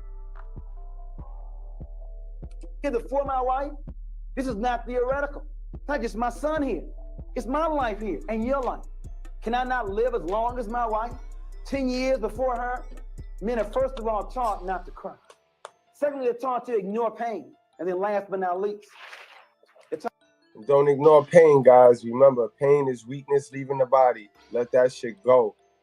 Let it go. A lot of y'all niggas want to go through shit and keep that pain in y'all. That's stupid. I mean, you let the pain out, bro. Don't keep holding on to that pain, trying to ignore it, trying to pretend. That's that lying lip shit, bro. You let that pain out. Pain is weakness leaving the body, bro. Talk to bring home the bacon. What I say as a vegetarian, to bring home the fruit and the vegetables. In other words, to bring home the money. Ronald Reagan knows this. Rockefeller knows this. That the best way to destroy black men is to deny them the opportunity to work. You know what I'm getting at, because Bill Moyers didn't tell you that was Vanishing Black Family documentary. 1 of every 3 marriages in this country, black or white, ends in a divorce in 18 months. Now, you see, it used to be if you got divorced, something was wrong with you. So if you have a stat this time, something must be going on in society. I now want to explain what that is. When America believed in agriculture, America believed in extended family. When America believed in the factory, industrialism, America believed in the nuclear family. But now that America believes in the computer, now America believes in a single parent family. Make sure you see my analysis. Bingo! And usher in the single mother. This is why we promote single mothers so heavy, guys. Then you got your answer for that. When you want to learn, yo, why the fuck did, and when it dawn on you, like, why? Why the fuck is we promoting single mothers? Why is the women that marry with kids doing a virtuous, they Proverbs 31 thing, why they don't get shine? Why do we promote? Look, we in the computer era where it's more lucrative to have the single moms running the show. When the economy changed, the family structure changed. There was more than love in these relationships. There was some money involved here. Our grandparents worked the fields together. Had economic reason to stay together, and so they did. In a factory, man works in factory, woman takes care of children. Economic reason again to stay together. But in this new economy, where you now have women working just as much, if not more than men, you now hear women telling men, I don't need you. Got my own job. Do what I want to do when I want to do it. We are now doing it very well. All right, so then you just contradicted your whole statement from earlier then, bro, because you was dead acting like the men were bugging, like the men were wrong for saying that they can't find cooperation in 1987, bro. You know what I mean? So I see what you did here. You had an audience, you had a mixed audience, so you pandered a little, you tickled some chins and shit. You got the information across, but you tickled some chins, bro. And by ourselves. You know the #1 song in America a couple of years ago, Ain't Nothing Going On But the Rent. If you want to be with me, you got to have a job. It's all about money. All right, so then what? All about money. When the economy changed, the family structure changed. And so now we have a lot of people making plenty of money and loans. Facts. That place money before family. That's facts. You see, black men want to do what white men do. Buy their family a house in the suburbs, 2 cars, and once a year go down to Orlando for Disney World vacation. And when black men can't do that, they don't feel they're worthy enough to stay. Now you see, the problem is there are 2 responses black women can give to black men when they're out of work. Now the first response some women say is, well, if you ain't working, you gotta go. If you ain't working, you gotta go. That's a mistake. Because black men don't hire nor fire, nor control the means of production. Now, before black men say that's right, brother, you tell them. Please, brothers, quit assuming that black women took our jobs away. Because black women also do not hire nor fire. We are being played off against each other for some crumbs. We recommend the second response. For black women to say to that man, well, if you ain't working, can you at least go back to school? Can you at least learn a skill? Or at least make dinner or wash dishes while I'm gone? But the problem is... Bro to the pro, now this was in 1987. This was a conspiracy to destroy black boys in 1987. And he just going over the list. He just going over a list, a timeline of how the money changed everything. The money changed the family structure. First, the family structure was good when we was in the agriculture era. Then we went to the industrial era, still good. And once we went into the computer age, that's when it was more lucrative to have a single mother household. There are very few black men that look to black women for definition of man. Black men, as I said earlier, want to do what white men do. And that means be the breadwinner. What I'm getting at is, we're going to have to redefine what it means to be a man. Because if being a man means being the provider, with 25% of black men out of work, that's a suicidal definition. You see, if I lose my job tomorrow, I'm still a man. As long as I'm responsible, treat my wife correctly, raise my children, that's responsibility. I'm not gonna allow my employer to reduce my masculinity. I need to define what being a man is. And I think it's a perfect balance between the mental, the spiritual, and the physical. Not being a breadwinner, but a balance between the mental, physical, and the spiritual. Isn't it interesting? You have two black men. Both lose their jobs. One black man resorts to crime, leaves his home. He's been reduced by the society. The other black man sells newspapers, sells peanuts, does whatever he can to take care of his family. Same economic situation, but a different set of values. We have to work on that. A new definition can resolve this problem. I'm not belittling money. You have to have money living in America, but that's not the criteria for man. Boys make babies. I remember, boys, fellas, I told you what our criteria is. Don't listen to this fool. We got to get to the knowledge. The word of God would be great, but if that just disturbs you, if you're just too bitchified for that, just get to some real quality knowledge. That's going to be the key. Everything you've been taught, been manipulation, been for somebody else's means of gains. Do that make sense to you guys? Men take care of them. That's the definition. One more comment here. I mentioned earlier in our past workshop on the peer group. Let me share with you here this dichotomy where you have the mental over here and you have the physical over here. See, a real problem is our boys have a difficult time finding a balance in the middle. I mentioned earlier homosexuality, and the figure is 1 of every 9 men in this country are homosexuals. It's going to increase. And the reason is because we've been so skewed to the physical, being macho. So when our boys want to be on the honor roll, they're labeled sissy. Want to be involved in the fine arts, labeled sissy. Want to be open, honest, communicative, labeled sissy. When you label something long enough, you begin to act that way. So you have the homosexuals over here, and you have the athletes, the machos over here. Tremendous dichotomy between these two. We have got to find. Ain't it funny, guys, that I tell y'all all of the time? Remember, I say it different. I say if you not shoot 'em up, bang, bang, or LGBTQ, there's nothing for you in our society, right? You see it. You know what I mean? Our society caters to either end of the spectrum, but not to the men that don't want to choose those two extremes. It's nothing for us.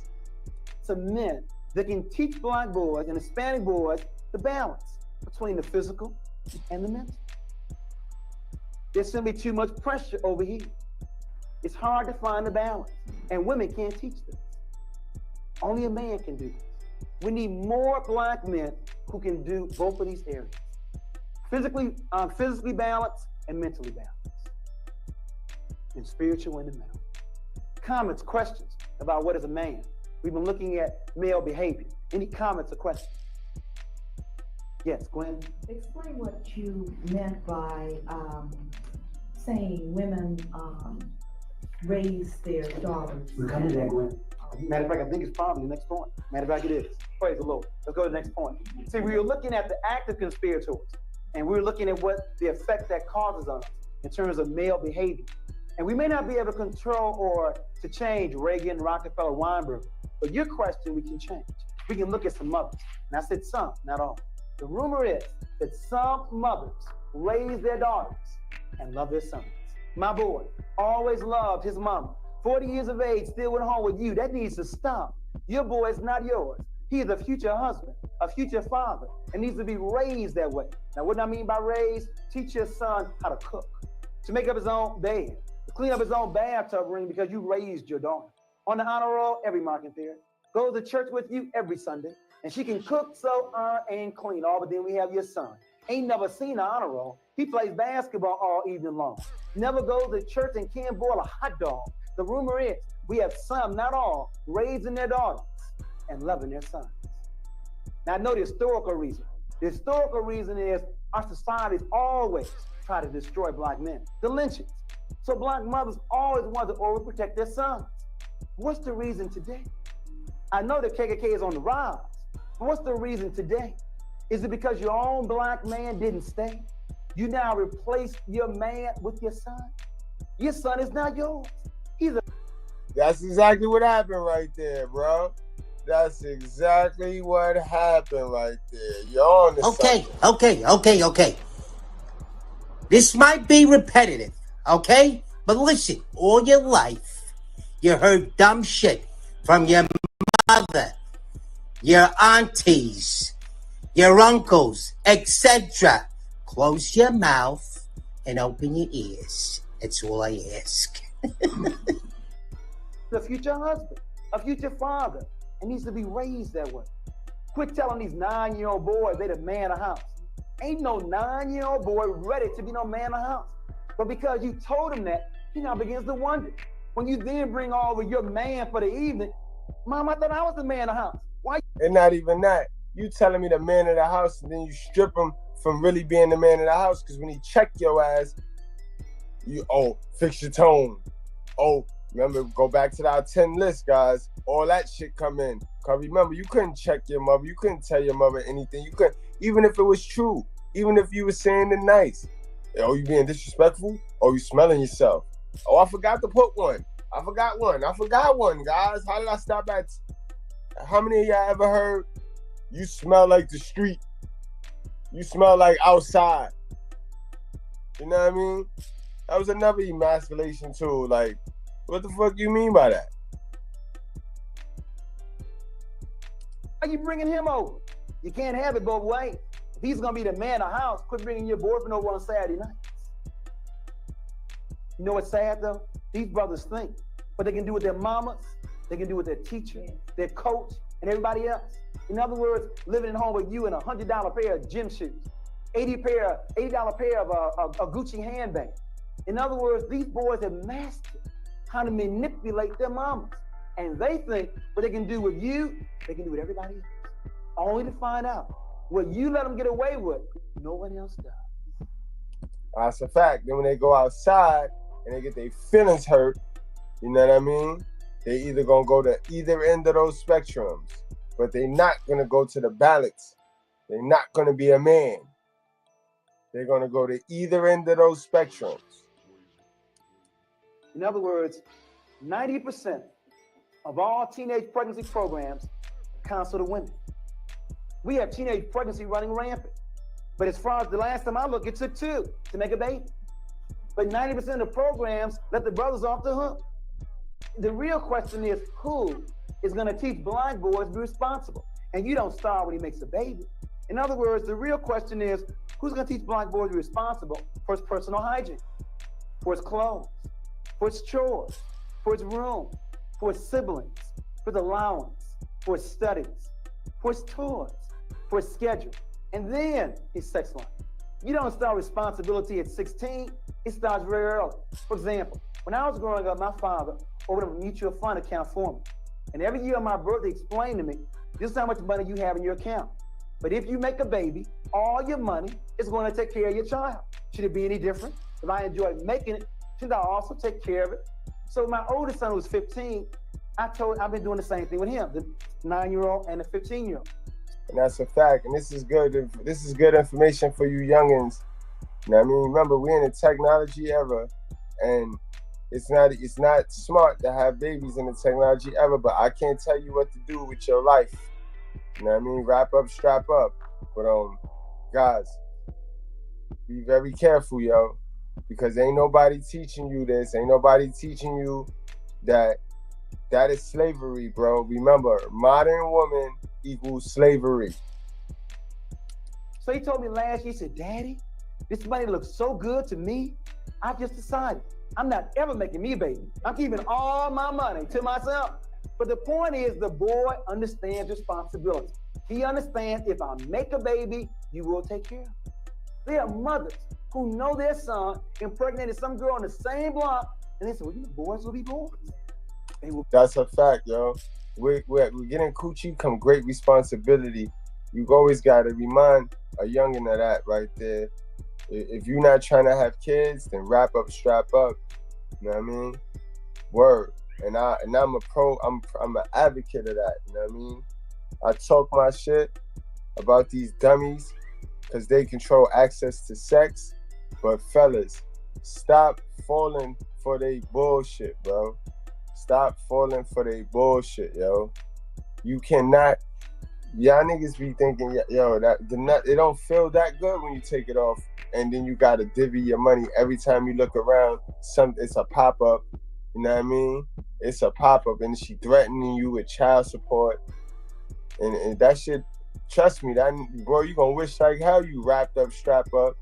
I'm telling you, boy, it's rigged. Remember, they paid them to leave relationships, marriages, all that. They paid them to do that. With your money. Your money. Yeah. The money don't come out of the sky either. They don't just magic. The government don't pay them. Nigga, you pay them. Will be whatever you let them be. I want to pause now. Explain this. Why are some mothers raising their daughters and loving their sons? Did you grow up in a household where you did more work if you're the sister than your brothers did? Why is that? And you know what else I believe? I believe that child rearing has a lot to determine in marriage. In other words, marrying a mama's boy is a very critical mistake. Because they can always go back to their mamas. Son, your room is just the way it always was.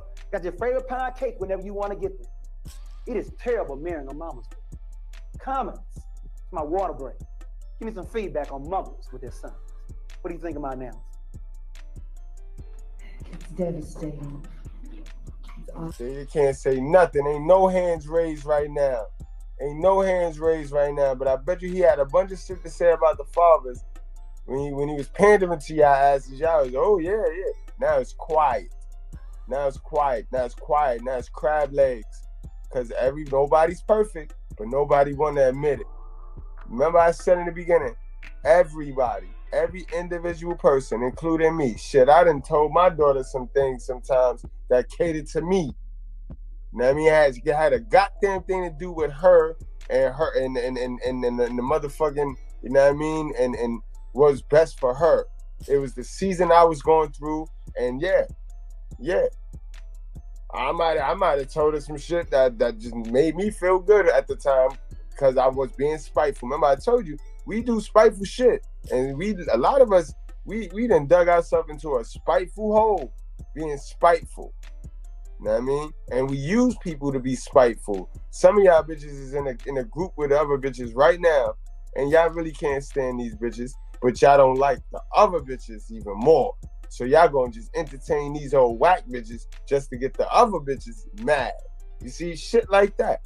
People do dumb shit, bro. Nobody's perfect. I'm tired. Any other concerns about mothers and their sons?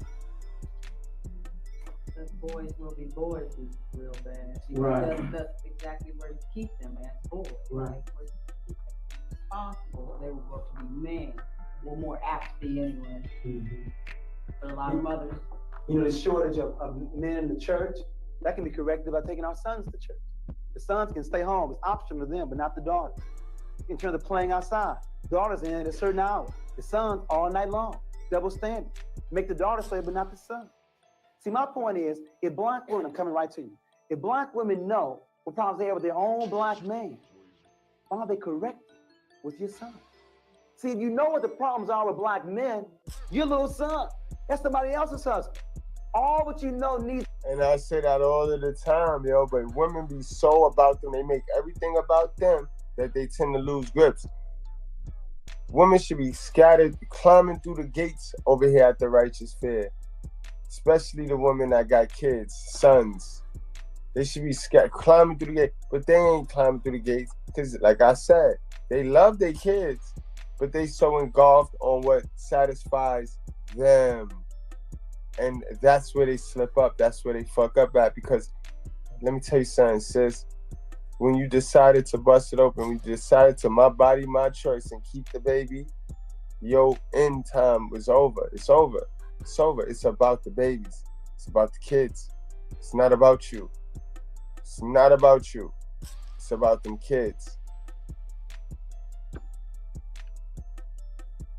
To be done, put that into yourself. Right, why perpetuate? If you really love your sisters. If you really love your sisters, correct the problem with your son. Yes, sir.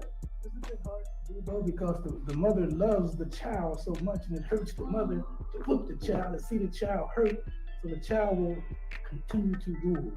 But that's it. Yeah, it ain't even about whipping though, bro. Y'all think everything is whipping. See, y'all niggas is slaves, bro. I swear these niggas, y'all need to turn them slave movies off, bro. Y'all watch them slave movies and then y'all go and do it to y'all kids, bro. It ain't about whipping, bro. Discipline is more than physical, bro. You know what I mean? Discipline is more than physical. And then you the dad. So, bro, are you sitting up in the house with a woman and you're not disciplining the child? Because it's not the woman's job, honestly. It's not the woman's job to discipline the child. It's the woman's job to find a masculine man that's not going to touch the child inappropriately. So that that man who follows God can supply the discipline that child needs. You know what I mean? Again, mother gets to stick her hands in her pocket, but only after doing the right thing, finding a man. So you need a man, sis, and you did hella bad by yourself, yep. It's interesting. They love their daughters too, but they whip their daughters. The phenomenon is that the mothers are also spoiling some daughters. True, but you don't spoil some daughters, and we don't have enough of these men there to do it. Fine. Yo, then leave the chick. Then leave. Cause it sound like you were one of them combative chicks that, and I get it. Come here, Goodbread to do it. Like, me Goodbread do the shit sometimes. Like, oh, chill, you going too hard on them. No.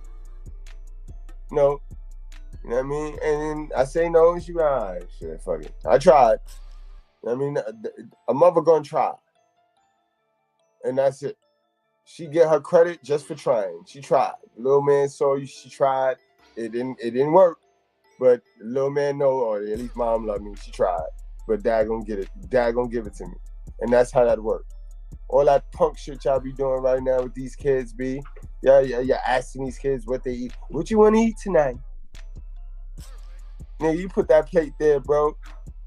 You put that plate there, that healthy plate there, because you did the educate. You got the education, you got the knowledge, so you know don't be feeding them all this junk shit that just gonna have them jumping and bouncing off the fucking wall. You know what I mean? You put that plate there, that's what they eating tonight. Stop with this option shit. Y'all give these kids way too many options. You know what I mean? Let's stop playing. Let's stop playing. Y'all done let the woman run the household now. Because a lot, like I told you, we're in 2023. So this shit right here, all this fathers not in the crib, that shit is a lie, bro. These fathers is in the crib, bro. These fathers is getting manipulated, bro.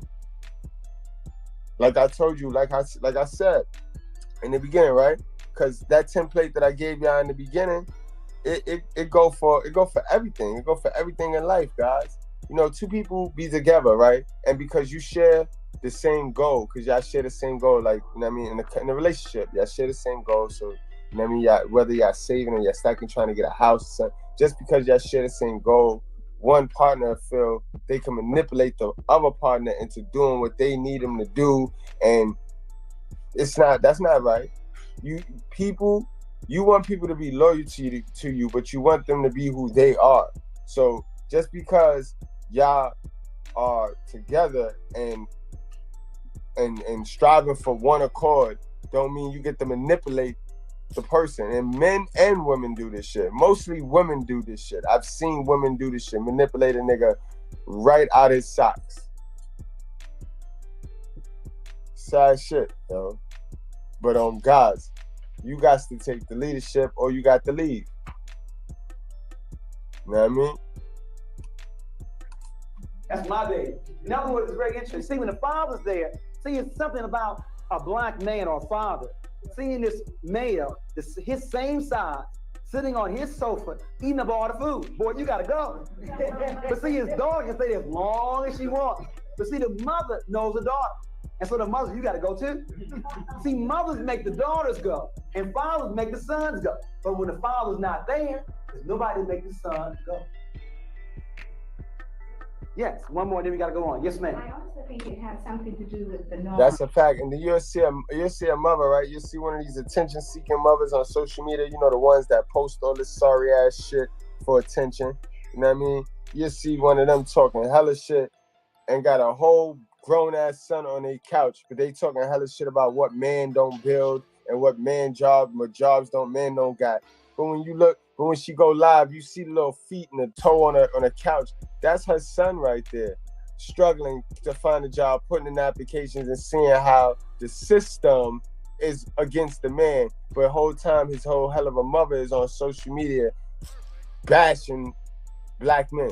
You see how that work, guys? Don't fool it. Don't be fooled, bro. Know what's going on, bro. Be emotionally intelligent, because that's what's going on right now. I'm telling you, that's what's going on. I see it every day. That are set in the system too, and we try to emulate those as black people.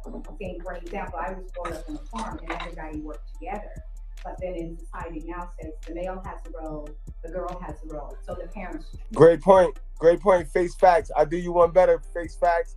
How about this? Face facts. The mother is letting the daughter stay and move the little simp boyfriend in so that she can now go on the daughter's case and budget. So, because it starts all over again because the daughter is younger.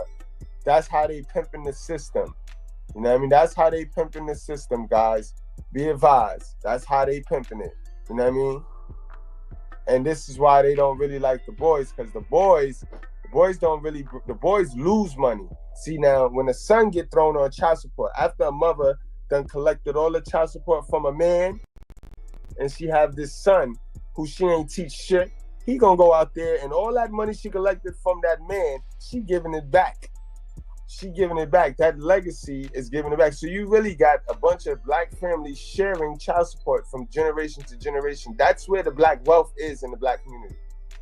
The black wealth is in child support getting shared through family to family, and each family fucking the child support up. Ain't nobody really know what they doing with this child support shit. You know what I mean? They all fucking it up. Try to perpetuate that. Correct. And what's sad about that is you can't fault the black man who you married not wanting to wash dishes. He wasn't forced to wash dishes at home, so you can't fault him when he marries you. You have to teach him early. Teach him early. Next issue: female teachers. We're also very concerned about female teachers. Remember, the exact percentage is 83% in the elementary grade. The number of black children in public schools, 17%. That's way too much femininity for one black boy to go throughout the day. That's 83% of femininity in school. 100% of femininity at home if he ain't got no father in there. That's a lot of feminine energy, bro. The black children are 41% of all the special ed children. Now 17 doesn't equal 41. LD, learning disabled, EMR, educational mentally retarded, BD, behavior disorder. It gets worse. If a black child is going to be labeled special ed, 85% of the time it's going to be a black boy. Why is it not 50-50 black boy, black girl? Well, the reason may not be with just black children, Bill Moyers and Patrick Monahan. It may be up here at the top. It may be that female teachers may not know that boys are different than girls. You all didn't know that, didn't you? That boys are different than girls. I only want the women to answer. The men know they're different. I want to now hear the women to share with us what are some of the differences between boys and girls in the classroom. Because only when you know what the differences are can you then change your methodology to meet the needs of their learning style. Yes. Active, more inquisitive. Okay, so boys are more active. What else? More physical. Okay, more aggressive. What else? Come on now, you all got the boys. Explain what they do. I think. Go ahead. I think the boys are more egotistical. Okay, so a large ego. Large ego, and you have to got a good group. Any others? They're not quite as willing to please either as little girls. Okay, so less cooperative. And we just want to add a few more because of time. 3 and 4, we found the boys are more aggressive, are more athletically inclined, have a shorter attention span, a slower maturation rate, as you said, are less cooperative, are larger than the girls, influenced more by their peer group, more advanced gross motor than fine motor, not as neat as girls, are louder than girls, like wearing hats on their heads, have a different walk, have a larger ego, and last but not least, play the dozens more than girls. You know how many teachers, especially white teachers, white female teachers, don't know what the dozens are, don't know what signifying is? Now remember, we live in a world controlled by men. Males want to find out who's the best, or as they say, who's the baddest. Now remember, in school, the rule is you can't fight, but they still want to find out who's the best. They create a new game called dozens, signifying. It is a verbal word game. are the most prized person in the black community. Now, who is the most prized person in the black community? Your mama. We're going to talk about your mama right now. I saw your mama on the railroad track, looked at her and said, ooh, get back. It's a verbal word game. Now, the game is designed, it's a verbal word game of the most prized person, your mama. Now, if you break down and start fighting, you getting kicked out of school, so I automatically win. If you break down and start crying, again, I automatically win. Now, before I go on, do you know how many black boys have been suspended or placed in a special area because they were playing the dozens? Do you know how many teachers don't understand those same two black boys who were playing the dozens, really getting down each other's mamas, were the best of friends 2 seconds later? They didn't understand the culture. Now, don't misquote me. I'm not condoning the dozens nor black English, but they both exist. And if you want to move a child from one to the other, it may not be what you say. It may be how you're saying it. In other words, black English. First day of school, 5-year-old girl walked into your classroom, speaking what she heard, black English. When you condemn the language, you've done more than condemn the language. You're now destroying the child's self-esteem. Oh, it's true. It's damn true. Legitimate rules to it. And if you want to move a child from black English to standardized English, you don't condemn him. You make him feel good where he is. If you went on Albert, there's some skills to playing the dozens. I'm a former teacher, and I had some very good dozen players. There's some skills to playing the dozens. First of all, you have to have an expanding vocabulary. You have to have the ability to make words rhyme. You have to have quick thinking skills. You have to be comfortable with public speaking. And I knew that. So I used to tell Willie, my best student, Willie, if you were that good playing the dozens, making words rhyme, vocabulary, all the like, I want you to be the MC at all my programs. I want you in my drama department or my spelling bee team. In other words, I stroked him. I made him feel good where he was. And then he was willing to give me those skills in my classroom. But the real issue is, do we let these boys know we respect their culture? Because if you condemn it, they will fight you every step of the way. And you know what else they will do? They will also fight you in what we call the showdown. The showdown between black boys and female teachers. You see, black boys don't know when they're men. And black men have not made it clear to them when they become men. So they think taking a female teacher one-on-one is gonna make them a man, especially around 4th grade. From 4th grade on, they wanna find out who's in charge of the class. It's called a showdown. Yeah, and it's called the showdown. And again, that same template, guys, our template for tonight can be used to this. Now, like I said earlier today, you got a lot of dudes running behind this big homie. The big homie, he love you. He got your back. He loyal to you. He may be a good fighter. You know what I mean? You get your ass in some trouble. You need a little Uda. You hit him up. But why is you going to big homie for relationship advice when big homie ain't got no bitch? But because big homie love you and because big homie will fight for you, you'll sit there and let big homie give you some advice that pertains to him, that's not for you because he's in a period of season of his life, and now you running behind big homie, and now you got Dumb and Dumber. Dumb and Dumber. And again, this comes from us being attracted to shiny suits, shiny shit. You know what I mean? We do the same thing that the women do when it comes to this template, guys. We got to start critically thinking for ourselves. Not everybody that love you is going to give you advice that's for you. Get that through your head. You're a hell of a mother, especially. There are numerous options in the showdown between a black male and a white and a female teacher. Showdown number 1. She says, sit down, very unassertively. Well, Willie may sit down, but it may be late on in the afternoon. Willie wins showdown number 1. Showdown number 2. She responds to Willie some of the time, but not all the time. She's inconsistent. Well, I believe Willie wins each one of those she does not respond to. Showdown number 3. She says, I'm going to suspend you or place you in special ed. Well, he may lose to the assistant principal or special ed placement, but he did not do what she said. He wins showdown number 3. Showdown number 4. She says very assertively, sit down now. You know how the good ones do it? They look at you. Strong eye contact. They look you back in line. And she wins showdown number 4. Showdown number 5. She responds to Willie each and every time. She's consistent. And she's winning each one of those showdowns. Then the last one, a friend of mine in Chicago told me she had a boy who thought he was so bad He was not going to stand up. He was going to run the class sitting down. He's going to make her nervous. He's going to look at her and smile at her. So every time Audrey looked at him, he looked back and smiled. But then Audrey will look back with the same strength and smile. This went on all day long. Willie looked. Again, this shit would be all solved if the mother put her foot down at home, bro. This is embarrassing now, because now you doing all of this activity in front of white teachers. You know what I mean? So they go to stereotype being matched. They go all the stereotypes. You know what I mean? And then, oh, he's just a kid. All right, well, he got a parent. He got a parent, motherfucker. Look and smile. Audrey will look back and smile. At the end of class, so many words, Willie came to Audrey and said, okay, I understand that you are in charge of this class. But the reason is she's done three things well. She, first of all, loves him, and he knows that. She respects him, and he knows that. And she also respects his culture, and he knows that. Because of that, there is no showdown, because he knows that she is in charge of the class. What I'm getting at, to return back to this, if you know that boys have a shorter attention span. So he said that the teachers should respect the stupid culture, the stupidity culture, the circus. What should that do to your lesson? Make it shorter or make it more interesting? If you understand that boys are more advanced gross motor than fine motor, what should you allow more in your classroom?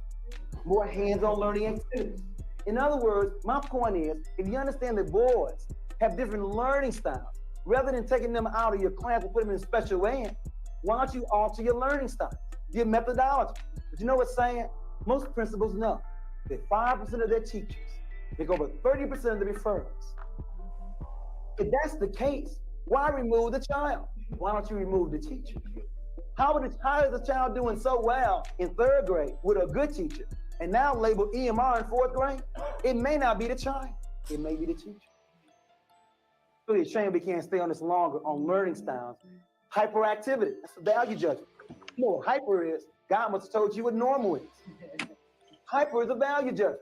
It may not be that blind boys are hyperactive. It may be the lesson plans are simply too slow. Think about that the next time you want to place a child in special ed. Some other issues. I want to wrap up with regards to what is the conspiracy to destroy black boys.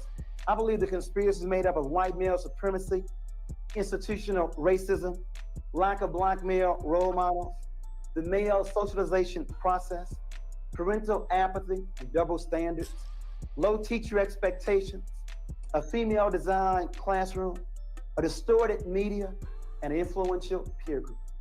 In terms of the question of what is the conspiracy, I know you can't take all those down the way I gave them to you, so please read the book. I won't repeat them again, but those are the major factors that make up what is the conspiracy to destroy black boys.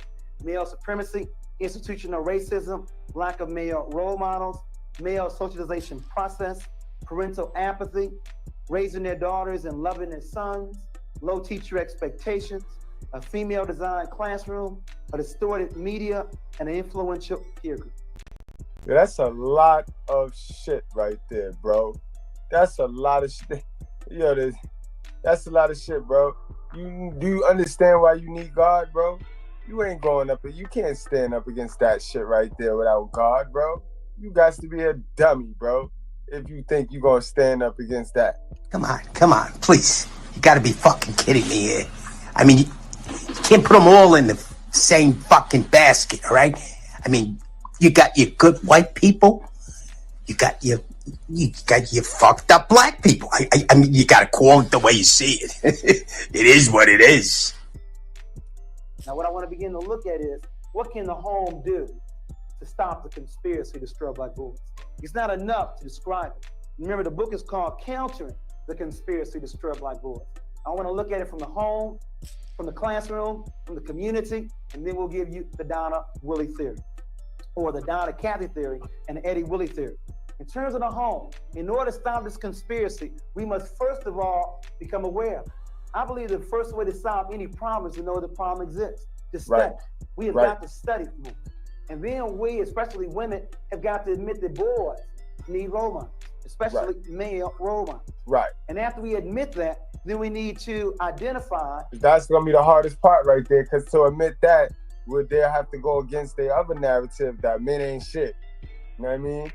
So that's why they resisting to tell the truth, because then it won't fit their narrative. Some male role models that will play that kind of position with our boys. And please don't lie to me and say you don't know him. In other words, on your block, in your extended family, where you work at, please don't say you don't know at least one positive black man. In other words, just because the Bible... And it could be possible though, bro. It could be possible, because these women is so nasty to everybody that they come encounter with. They brothers. Remember, they was in the house with their brother. Their brother goddamn near hate their guts because of what you just broke down to us. You know what I mean? The favoritism showed. You know what I mean? It's just ridiculous, guys. Biological father's not there. There's not me, there's not some other black men available. We believe in extended family concept. We also want you to set a contract on what this man will do with your son on an ongoing, regular basis. And for the fathers, please quit taking your sons only to the ball game and to the zoo. It's amazing. Fathers take their sons to the zoo and to a ball game. When it's time to go to the grocery store or to the barbershop, go with your mom. In other words, I believe that... That's cap, bro. I used to go to the barbershop with my dad. What are you talking about? My mom's never really took me to the barbershop. And once my dad left, that's when my mom took me to the barbershop. But that was always a dad thing. It was dudes in the barbershop. Yo, we got my guy Face Facts in the class tonight. What's going on, Face Facts? Good. Salute, Mr. Goodbread. No doubt, bro. Listen, man, this is why I don't like pro-blacks, because this is what no one ever talks about. All that white supremacy shit, that shit is a peace treaty. Right. There's a reason why the black man was selected, right? Because nobody likes the black man. The white man has the inferiority complex. The white woman gets off on, emasculating little black boys because she can't emasculate her man at home.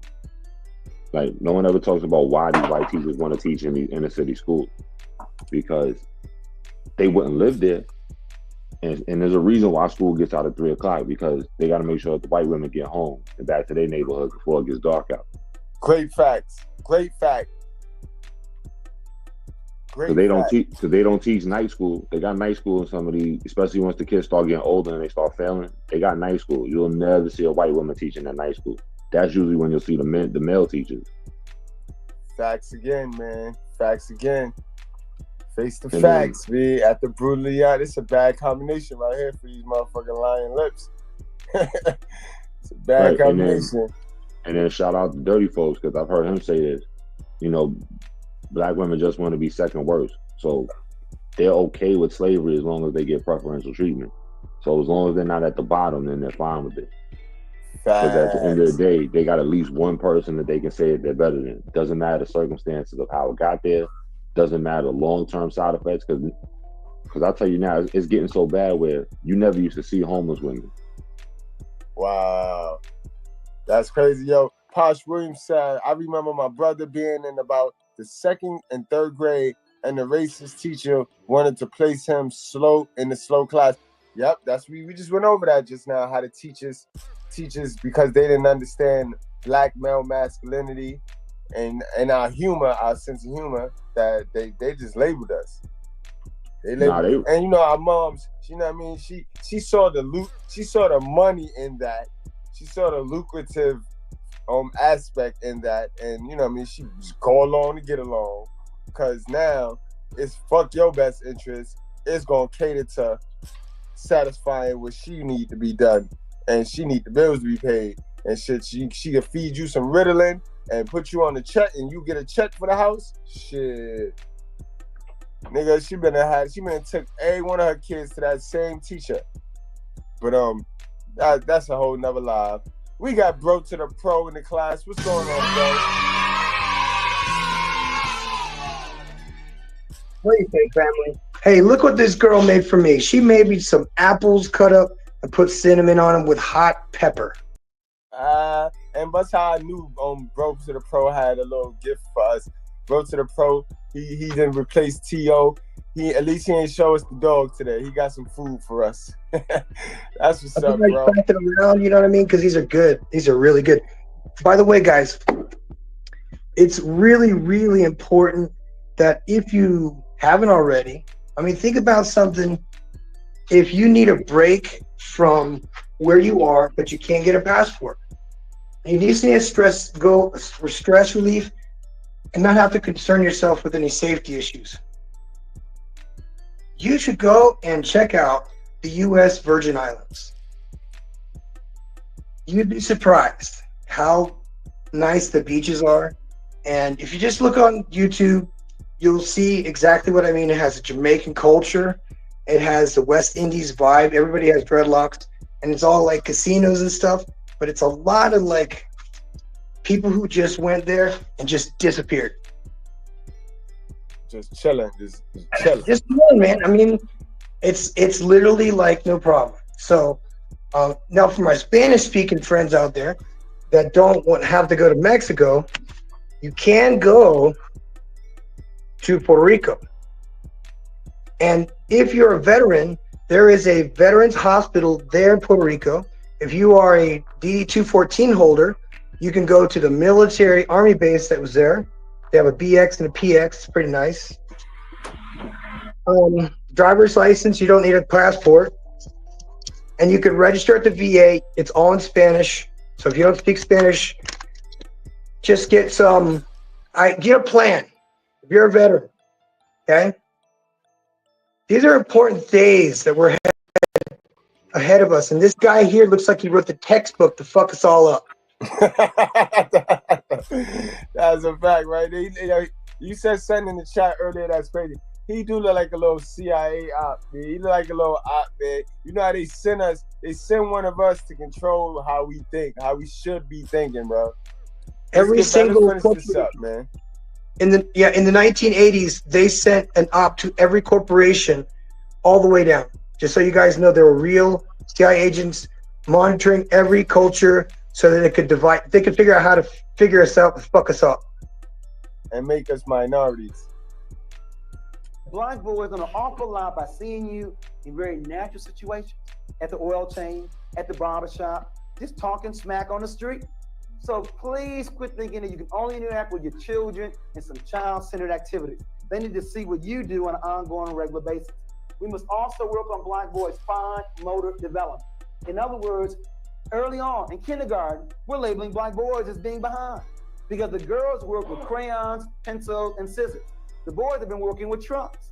We have to work on black boys' fine motor development. We also have to work on a non-sexist household. In other words, teach your son how to cook, how to sew, how to clean. We also recommend you teach your son sex education and before 12 years of age. The studies show we're teaching children sex ed after they've already started. It should be before, not after. They've already made a baby after 12 and 13. We have to work on that. We must also monitor the peer group. You know, good parents have always done a number of things well with the peer group. First of all, good parents know who their children's friends are. They invite them over to get to know them better. And many times parents program a peer group to make sure their child runs with the right group. My parents enrolled me on a track team. I had to run cross country, indoor and outdoor track. Rather than running around a gang, they had me running around a track. My parents did that intentionally to make sure. Good parents also monitor television. TV cannot be turned on by itself. Quit blaming the television set. We must also look at us. And then last but and remember, yo, they done made it easy now for the parents to be lazy because now they got this social media bullshit. And that shit is the biggest unrestricted drug in America. Kids go there, they take a hit of that dopamine and they lose their fucking mind, yo. You ever seen a kid, you ever seen a mother try to take a phone from a kid? That shit you ever seen a crackhead try to get his pipe took from him? Amazing, yo. Amazing. Not least, we must listen to our children. Many times they tell me, our parents don't listen to them. That's why the peer group is winning. The peer group listens. Many times we don't. You know that. You try again, sir, sis or bro, little boy. She don't listen to your father. She don't listen to your father. So good luck. Good luck with that. Average father only spends 7 minutes with his children. The average mother, 34 minutes. That's a tragedy. But if that's all you're spending, make sure it's quality time. Make sure you're listening to it. That's sad. Yo, guys, on the panel, now I got a question for everybody on the panel. Y'all think that number went up or down on both, for both? 34 minutes out of 24 hours. 7 minutes out of 24 hours. We're gonna start with you, Face Facts. I think it went up for mothers, but down for fathers. Right. Like, we want to give an estimate, alleged estimate. What, as far as how much time per day? Yeah. I'd say the average mother gets about 4 hours a day with the child, and the father, if you stretch it out over how the custody is usually arranged, father probably gets about 20 minutes. Probably right. That sound right. I would say 3 hours with the mother, because look, mom come home, kid come home from school at 3, mom come home 7, 6, kid go to bed at 10, supposedly. That's about 3 hours. Yeah, but you got to add in the morning time, about an hour to get them ready in the morning. So that's how I came up with the 4. Right. Good call out. Yo, we got BT in the class. BT, answer that one for me, man. What you think? So we talking about in the hood or just black folks in general? Because I'll come from you from a hood perspective. I love that word. I love that separation too, because it is a difference. Remember, there's a difference between Negroes and brothers, bro. Remember, every brother is not a nigga. Go ahead. We talking about the niggas though, bro. Go ahead. In the hood, probably about 2 hours for the mother and about less than 15 minutes for the father. I mean, you have to understand, things are more expensive now. If you live in a city like New York, or if you live in New Orleans metropolitan, where things are more expensive, and you live in I don't even care if you live on Section 8. I mean, things are more expensive now, so these women have to work more because they decide to raise multiple. It's not like they have one kid. Most of these chicks have multiple children, so they have to finance for multiple children and a sufficient place to stay. So they probably not getting home till 9, 10 o'clock at night. And as far as the time the father spent, they don't know who the father of the child even is. So I agree with that too, man. That's a great assessment too. Bro to the pro, what's your take? What's your take? Bro to the pro. He can't hear you. He's probably muted. Oh, all right. Hey, by the way, I'm BT the archaeologist tonight. So in my archaeology findings, right? What we see here, folks. This is the first simple. This is the great ancestor of the Simp Enforcer. This is the this is the OG Simp Enforcer. This is this is the nigga who used to dance the good times and stuff like that. You know what I'm saying? It's the OG Simp Enforcer. Crocky, it's the OG Simp Enforcer. Facts, though. Facts. Finish this up. Recommend these strategies for the home. For the school, we recommend. Can I tell you something? First of all, again, we always believe in study. You must first of all become. Can I tell you something? These were the dudes who were the first ones to talk about how women didn't like nice guys. These were the first dudes to say that shit. These were the dudes who would approach the Foxy Loves and who was another bad chick back in the day, the Whitney Houstons of the world back then. They'd approach these type of chicks who obviously didn't like their types, dressed just like he dressed right now, all tight knit and all goofy and lame and shit. These were the dudes who started that whole women don't like nice guys, they like thugs. And the thing is, they'll say shit like this, but the thing is, they'll be the first ones to throw niggas like us under the bus because we see through the feminism bullcrap. Right. Aware there's a conspiracy to destroy black boys. After that, we must increase male teachers. My first desire is to increase male staff. My second one would be those in the upper grades, at least for 1 year, to teach in the lower grades. In other words, what I recommend is that we have more black men before 4th grade, or at least in the intermediate division. In addition to that, if we cannot get this, we want more black role models coming into the school. If we cannot get them on staff, the least we can do is invite black men in. I encourage black men to volunteer in your local school because the men are not there, so we need to have you there. In addition to that, we also want to change some of the changes of triangle, change the methodology to begin to use a right brain learning activity. In other words, more hands-on learning objects in terms of fine arts, artifacts, pictures, and the like. We also recommend that we emphasize academics over athletics. We must give more glory to academic achievement than we do athletic achievement. Mr. Goodbread, could you pause it right there? These are the strategies we recommend. Yeah, I wanted to add something, right? What he's doing is he's being intellectually disingenuous because what he's leaving out is there used to be predominantly male teachers, but that was before the schools were deindustrialized. Once they deindustrialized the schools, that's when it became a predominantly female, based teacher, where because you had men teaching industry. So what they did was when they passed all those so-called civil rights movements, which was really for white women, they deindustrialized the schools and everything became an indoctrination camp. And teachers don't make money. With the way the economy is structured, men are not going to flock to be teachers because they can't support themselves and households because school teachers don't get paid enough. Perfect bring together right there. Perfect. Y'all make sure y'all hit that like button, man. Y'all make sure y'all hit that like button. Y'all getting quality information, bro. No gray area. It's no gray area over here, man. He know damn well why that second thing that he wrote, it's a pure reflection on the fact that the overall system don't want men with jobs. And for the school to one, study it, increase male teachers, increase role models, look at a right brain learning style, and emphasize academics over even the role models is capped too, because come on, who's stupid? The role models work for the government. The role models is in Hollywood, so they're pushing their agendas. The minute we let the role models in the school, we started this LGBTQ shit. Peak game. They're gonna do whatever they check, get cash, and it's signed for. That's what they're gonna do. Lastly, for solutions, we also want to look at the community.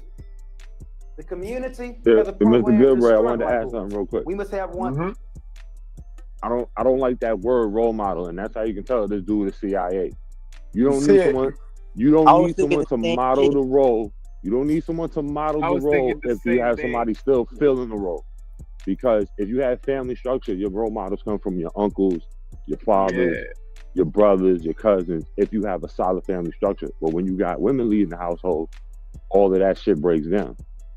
Oh my God, yo, you telling the truth, bro. Don't you be saying that. If Massa finds out, he'll kill you. All right, you telling the truth around here? Shh. You guys want to hear a conspiracy? Yes, sir. Goodbread, I got a conspiracy for you. Oh, you got a This motherfucker blew my mind, you guys. Are you ready? Let's go. You know what? I have some topography training. Okay, I got some map skills, things like that from the military. I'm not gonna say I'm an expert, but some maps were found, and maps that were showing parts of places of Ohio that were built up way, way, way before there was supposed to be anything built like that, like monolithic level, beautiful building. And these things were covered with mud up to probably the 4th floor. Prisons, huge prisons, mental institutions that are built like the Roman temples, all broken down. And then when they had the World's Fair, they made it sound like it was like simulated stuff. These were old buildings.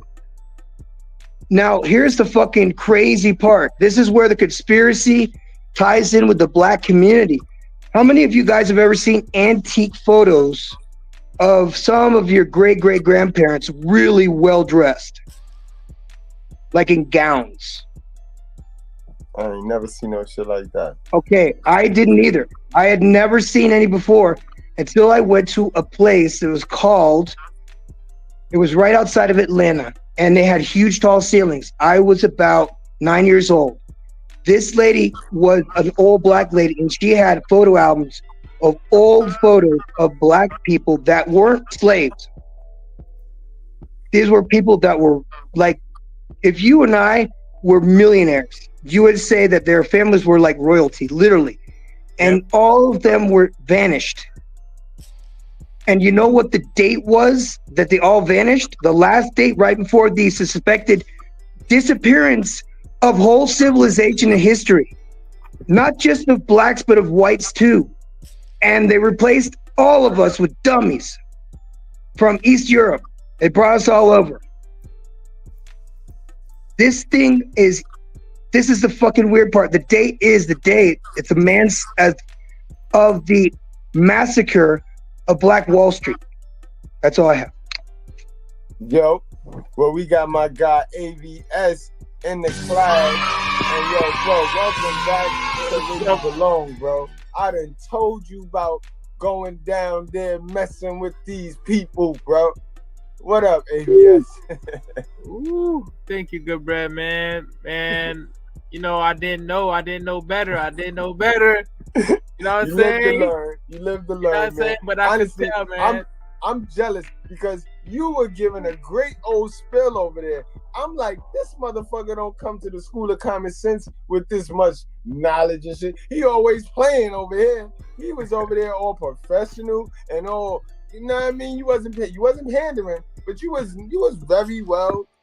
You know what I mean? I was like, all right, damn. Well, why they picked the wrong day to fuck with him? He not even doing what he normally do. But in any event, man, welcome back to class, man. What do you got for the night, man? Yeah, man. Like I said, most of these persons are working for this. Just like Daniel just said, they're working for the CIA because they're industry plant. They're here to play with our minds and change the narratives and make what they call culture, which is in itself is not true culture. It's just a form of control, right? Where they make us act, you know what I'm saying, like dummies, you know what I'm saying, like monkeys and dummies, just so it can fit their narrative, so it can fit them better. Because the more we are dumbed down, the easier we are to control.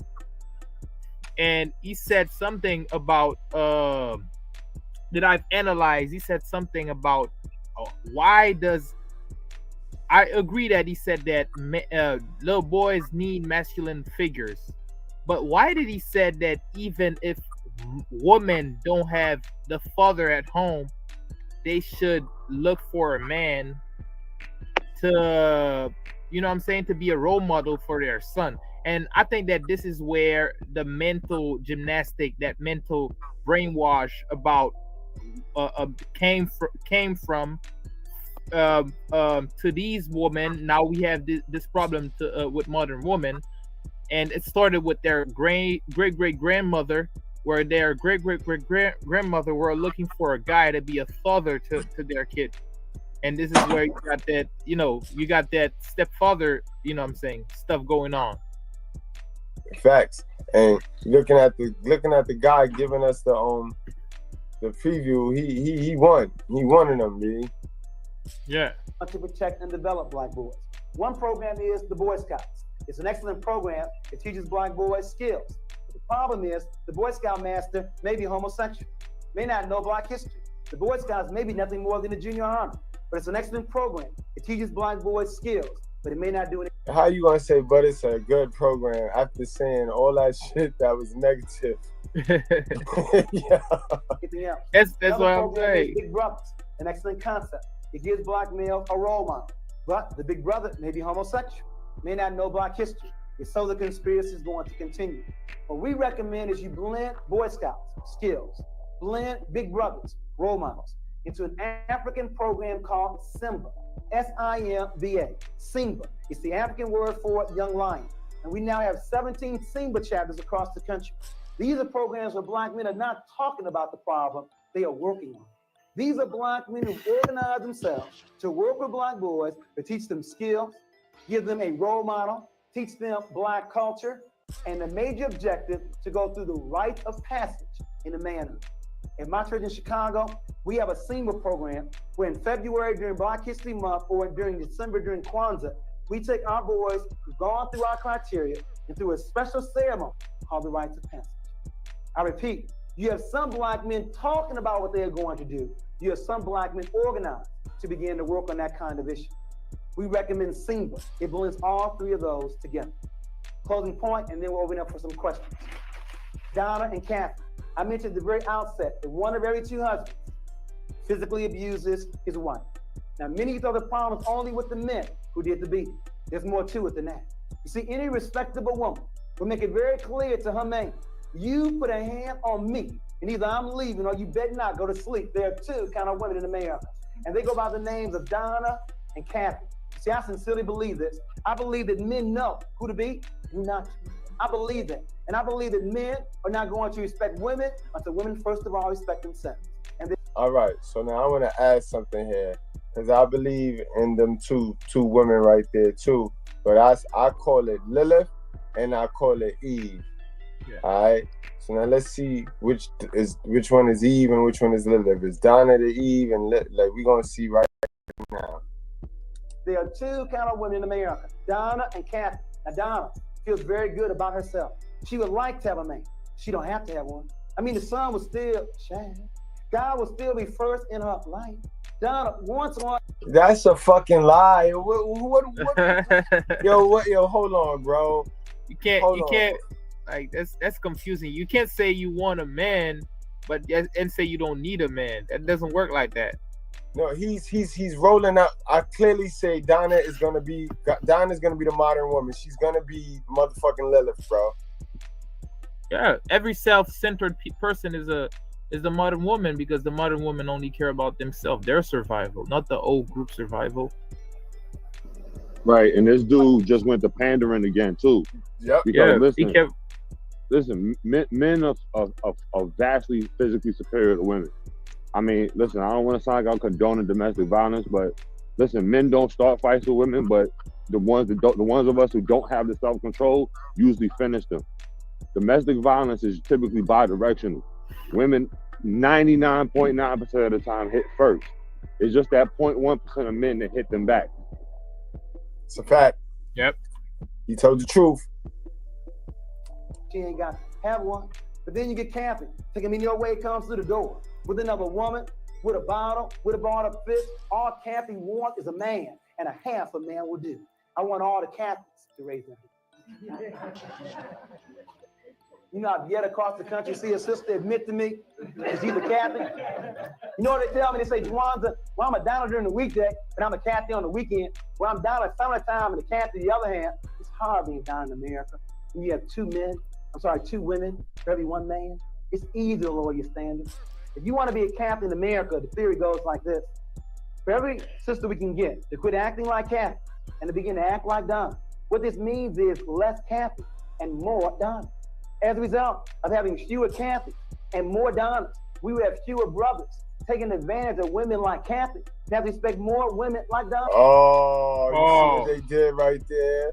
You see what they did? This is part of the programming to get our women to not be cooperative and to be stupid and self-centered, bro. He just tied it in.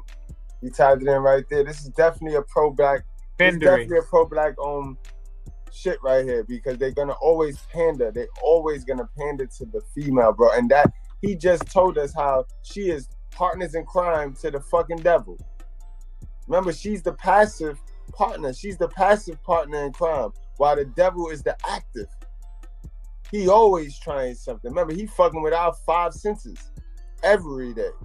Mr. Goodbread, sometimes, man, I think that people they focus too much on the young boys, but they don't give the young girls attention, because not only young boys need fathers, young girls need fathers too. Because young girls, when young girls are degrading, like or going bad in their degrading the society, like all the community, like all people are gonna start being degraded. You know what I'm saying? Because they will cause the fall of society if they misbehave, because they're the one having them kids. You know what I'm saying? Right. So Yo, Posh, Posh, I'm from New York, and I'm telling you, the women out here hit first. The women out here hit first. They hit you first. The guys out here is scared to talk to women. They scared to approach women. Yes, you know what I mean?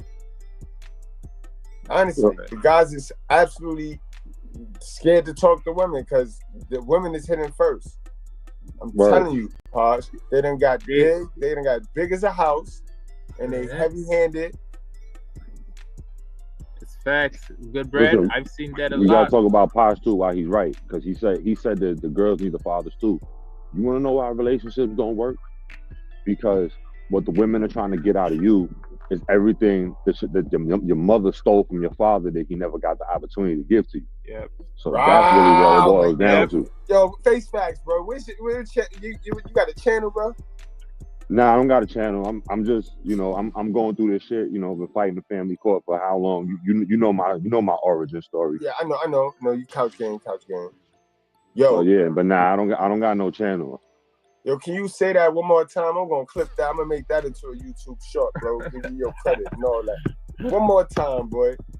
Damn. Yeah, relationships don't work because these women out here are trying to get everything out of you that they never got from their father because their mother stole it from them. Wow. Oh, face facts. She said, where Posh asked, what city you from? Oh, I'm from New York all day. Brooklyn. Oh, I see. Yeah, so it's a New York thing, Posh. It's definitely a New York thing. New York thing right here, man. Yeah, it's a New York thing, Posh, but I'm gonna keep it real. New York is the Big Apple, so it starts here. It starts here, and then it trickles out. Yep. So by the time it get to you, you're gonna be like, oh shit! Tomorrow, Posh, you're gonna wake up, you're gonna see it. We're gonna walk past a heavy-handed bitch slapping a nigga. You're gonna be like, oh shit, goddamn. You gonna comment tomorrow. You be like, Mr. Goodbread, yo, you know what? I digress. Facts, Posh. I tell you no lie. And they do it because society don't hold them accountable. Think about it. Society don't hold them accountable. In fact, I got a couple of YouTube shorts. I got one YouTube short where the boy was playing PlayStation. Shorty came, slapped him in the back of the head. He stood up and he pump faked. And she fell all down, talking about she gonna call her father and this and that. That's how domestic violence go down.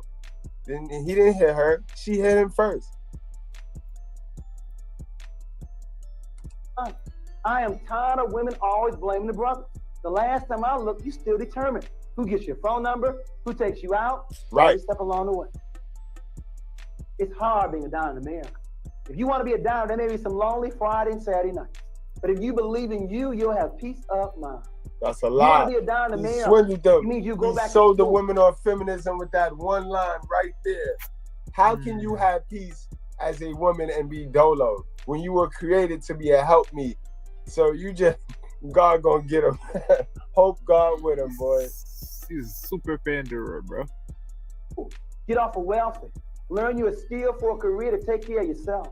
If you want to be a dime in America, it means you will quit watching them soap operas all day long, especially all of my children, and begin to take care of your own. If you want to be a dime in America, it means you will quit eating those cookies and chocolates all evening long. You know, the rumor is the older women get, the bigger you get. Watch what you eat and exercise. And then last but not least, you want to be a dime in America, you need to put God first in your life. You didn't know? It takes longer for boys to grow up, and some boys never grow up. But rather than marrying a boy as a cancer and making a mistake, we encourage you to wait. But while you're waiting, don't complain. Keep developing yourself. So when the brothers finally get ready, you'll be ready too. A good marriage still takes two. And now hold on, Mr. Goodbread. We got to stop him again. You got to stop him again with that CIA trickery. Yeah, boys never grow up. Men do.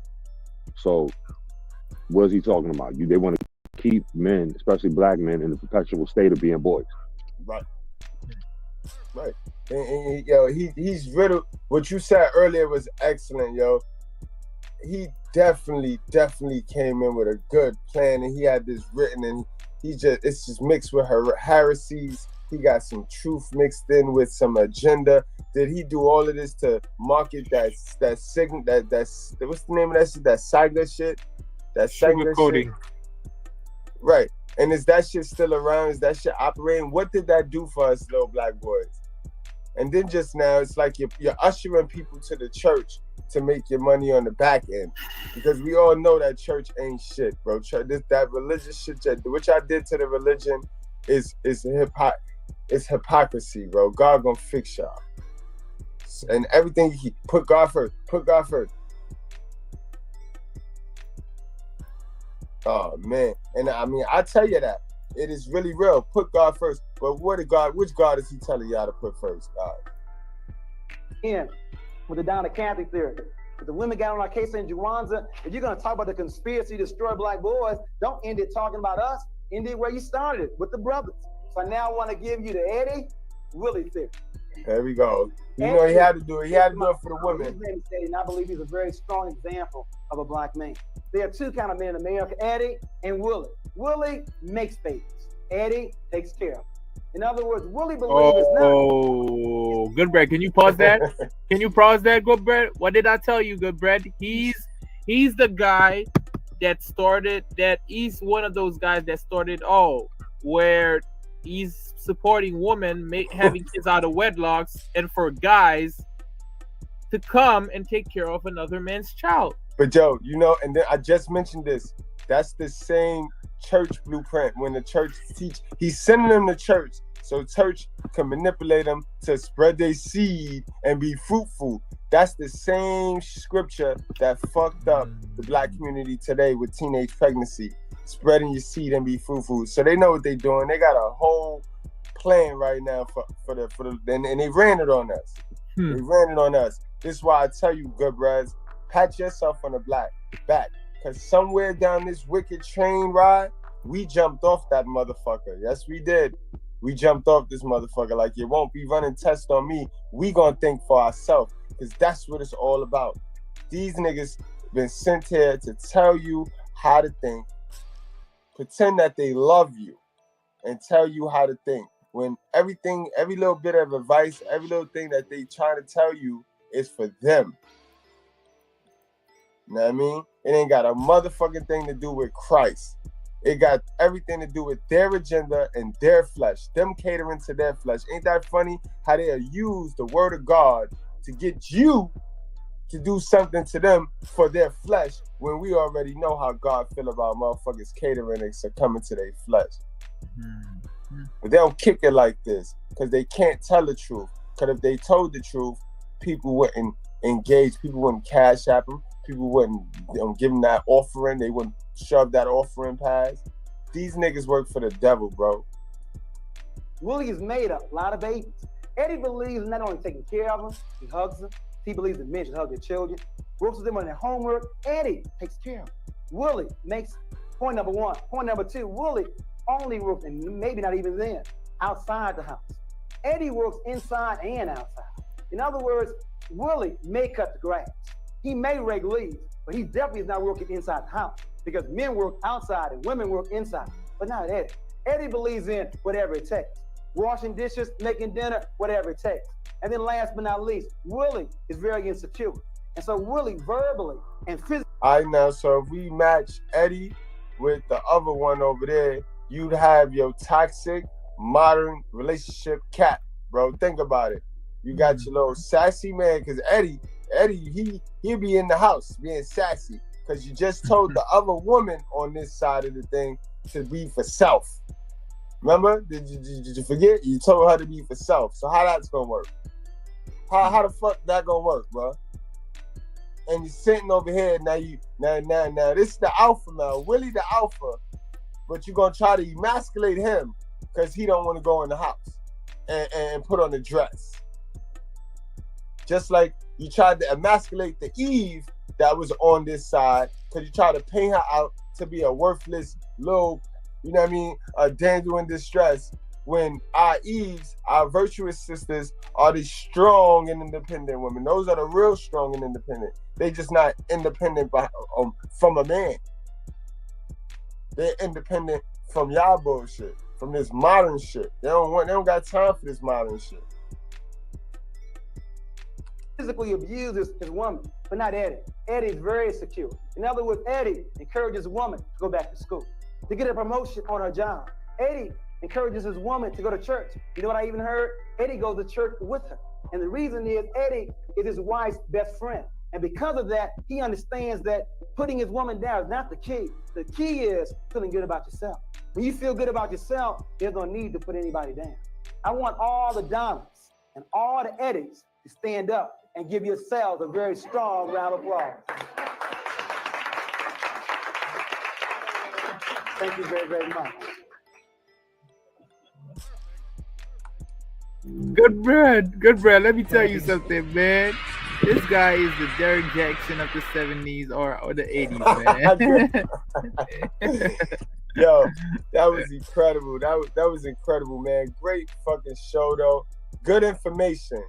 Good information. It was very manipulative, and it was just a great. It was a great example of where we came from, bro. We are definitely digging out of a hole because of those men and those men with those mindsets, bro. Yeah, he sugarcoated it. He said some good thing, but he went in a bad way with it, man. He tried to like turn it around and turn it to a different thing, just to fool with people's mind. Those are those mind tricks.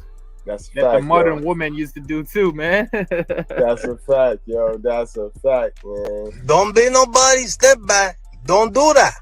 They don't get no fucking respect. Word up, Pendejo. Pendejo. Guys, we're going to go wrap it on up. We're going to start with you, AVS, and then Face the Facts, man.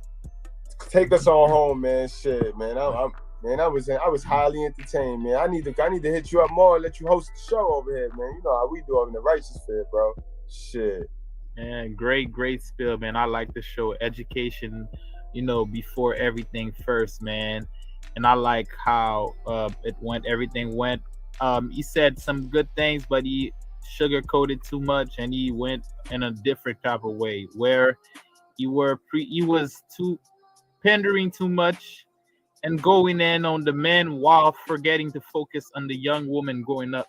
But even if the focus of the conversation was young men, but at the end of the day, there's more important things than for example, what the men's are doing and what what they should or they should not, because at the end of the day, only a father knows how to grow his seed, because it's his seed.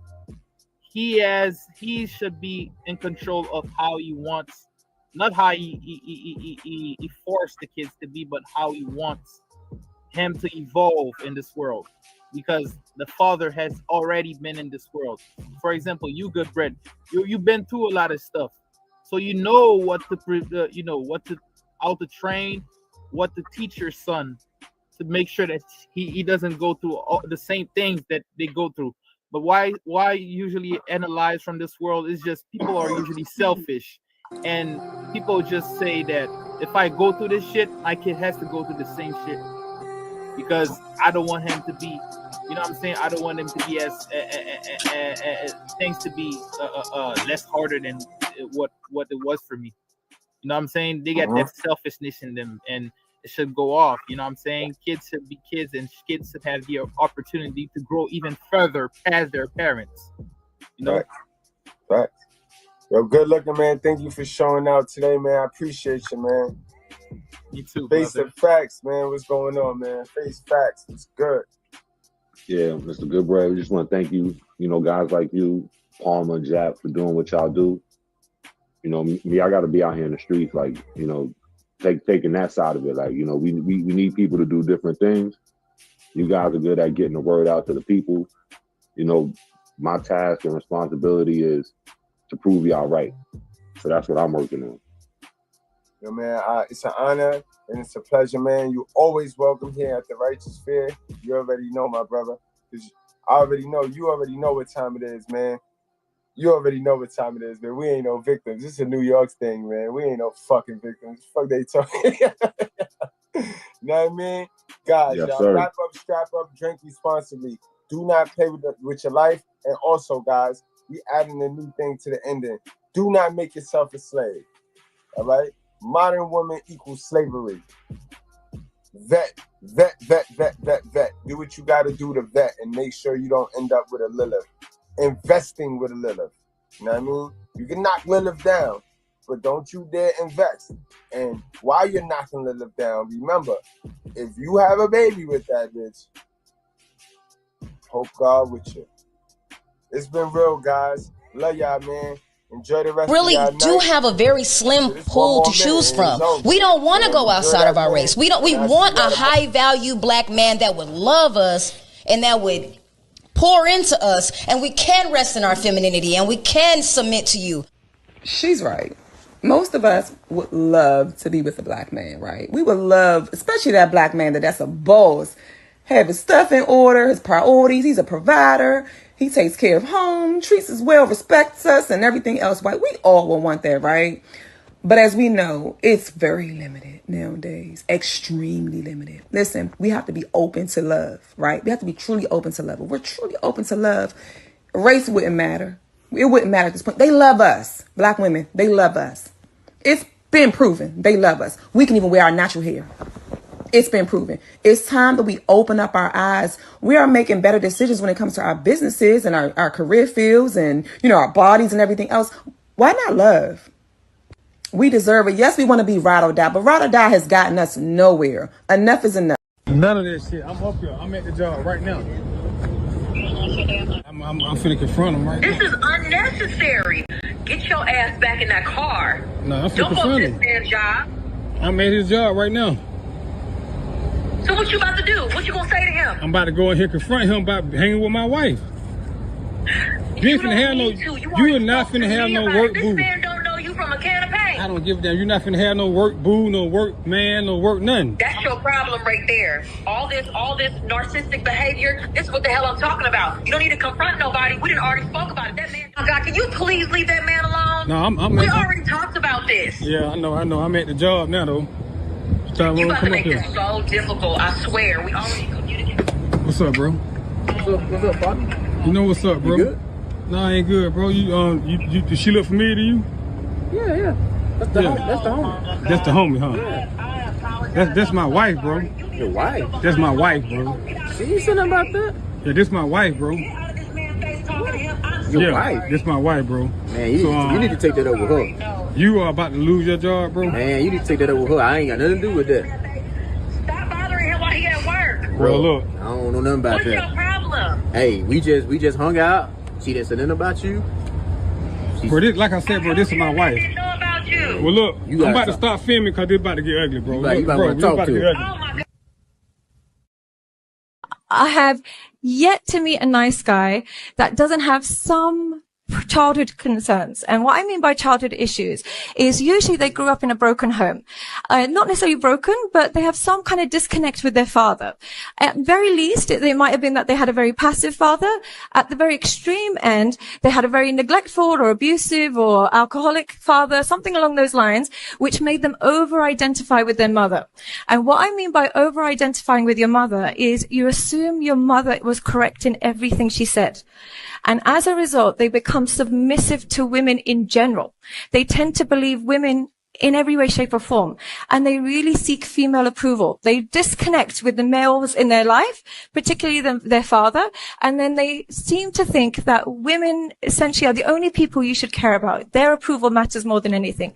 So they tend to have some kind of fathers and a mother. It doesn't mean anybody with a broken home. It's only when their mother was excessively a victim, when the mother took no accountability. She put her needs first, maybe blocked access or maybe poisoned his mind against their father. It tends to be the making of a nice guy. What happens then is because they don't have access to their father or because they feel like if they speak to their father, their mom's going to be mad at them, they really tiptoe around female approval. They go into the real world thinking that as long as a woman approves of my behavior, that's the only thing I need in life. I need female approval. Male approval doesn't matter.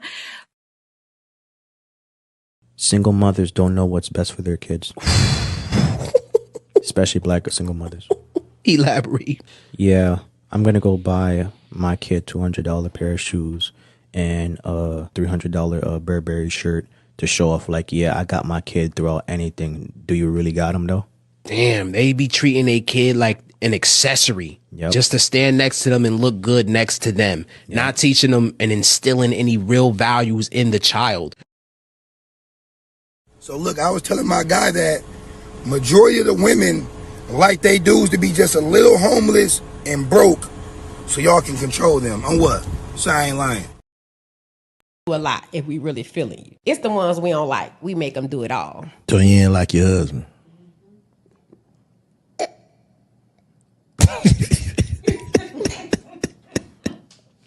I ain't trying to embarrass my husband even more on the internet, but he was a simp and I seen the opportunity and I took it. Well, I'm saying what his qualities was. I mean, for one, he accepted the fact that I have 3 kids.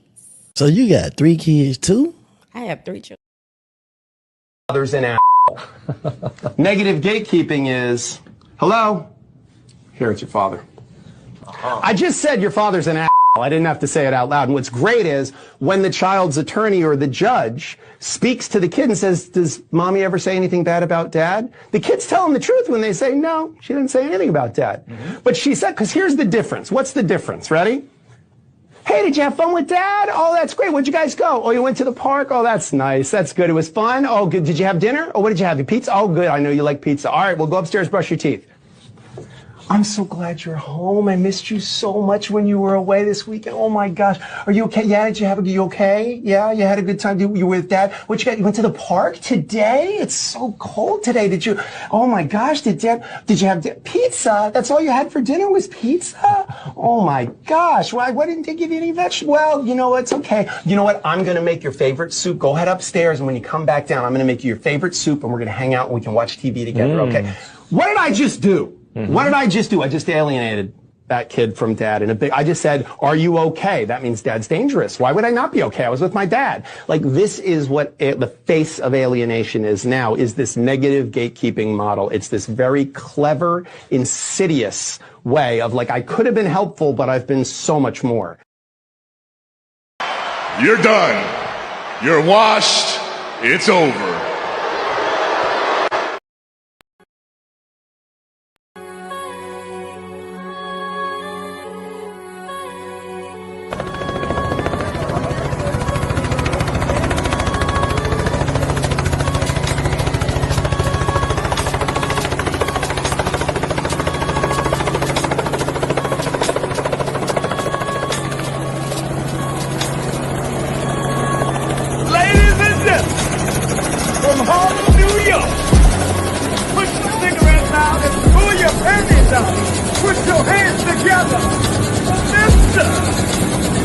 Goodbread.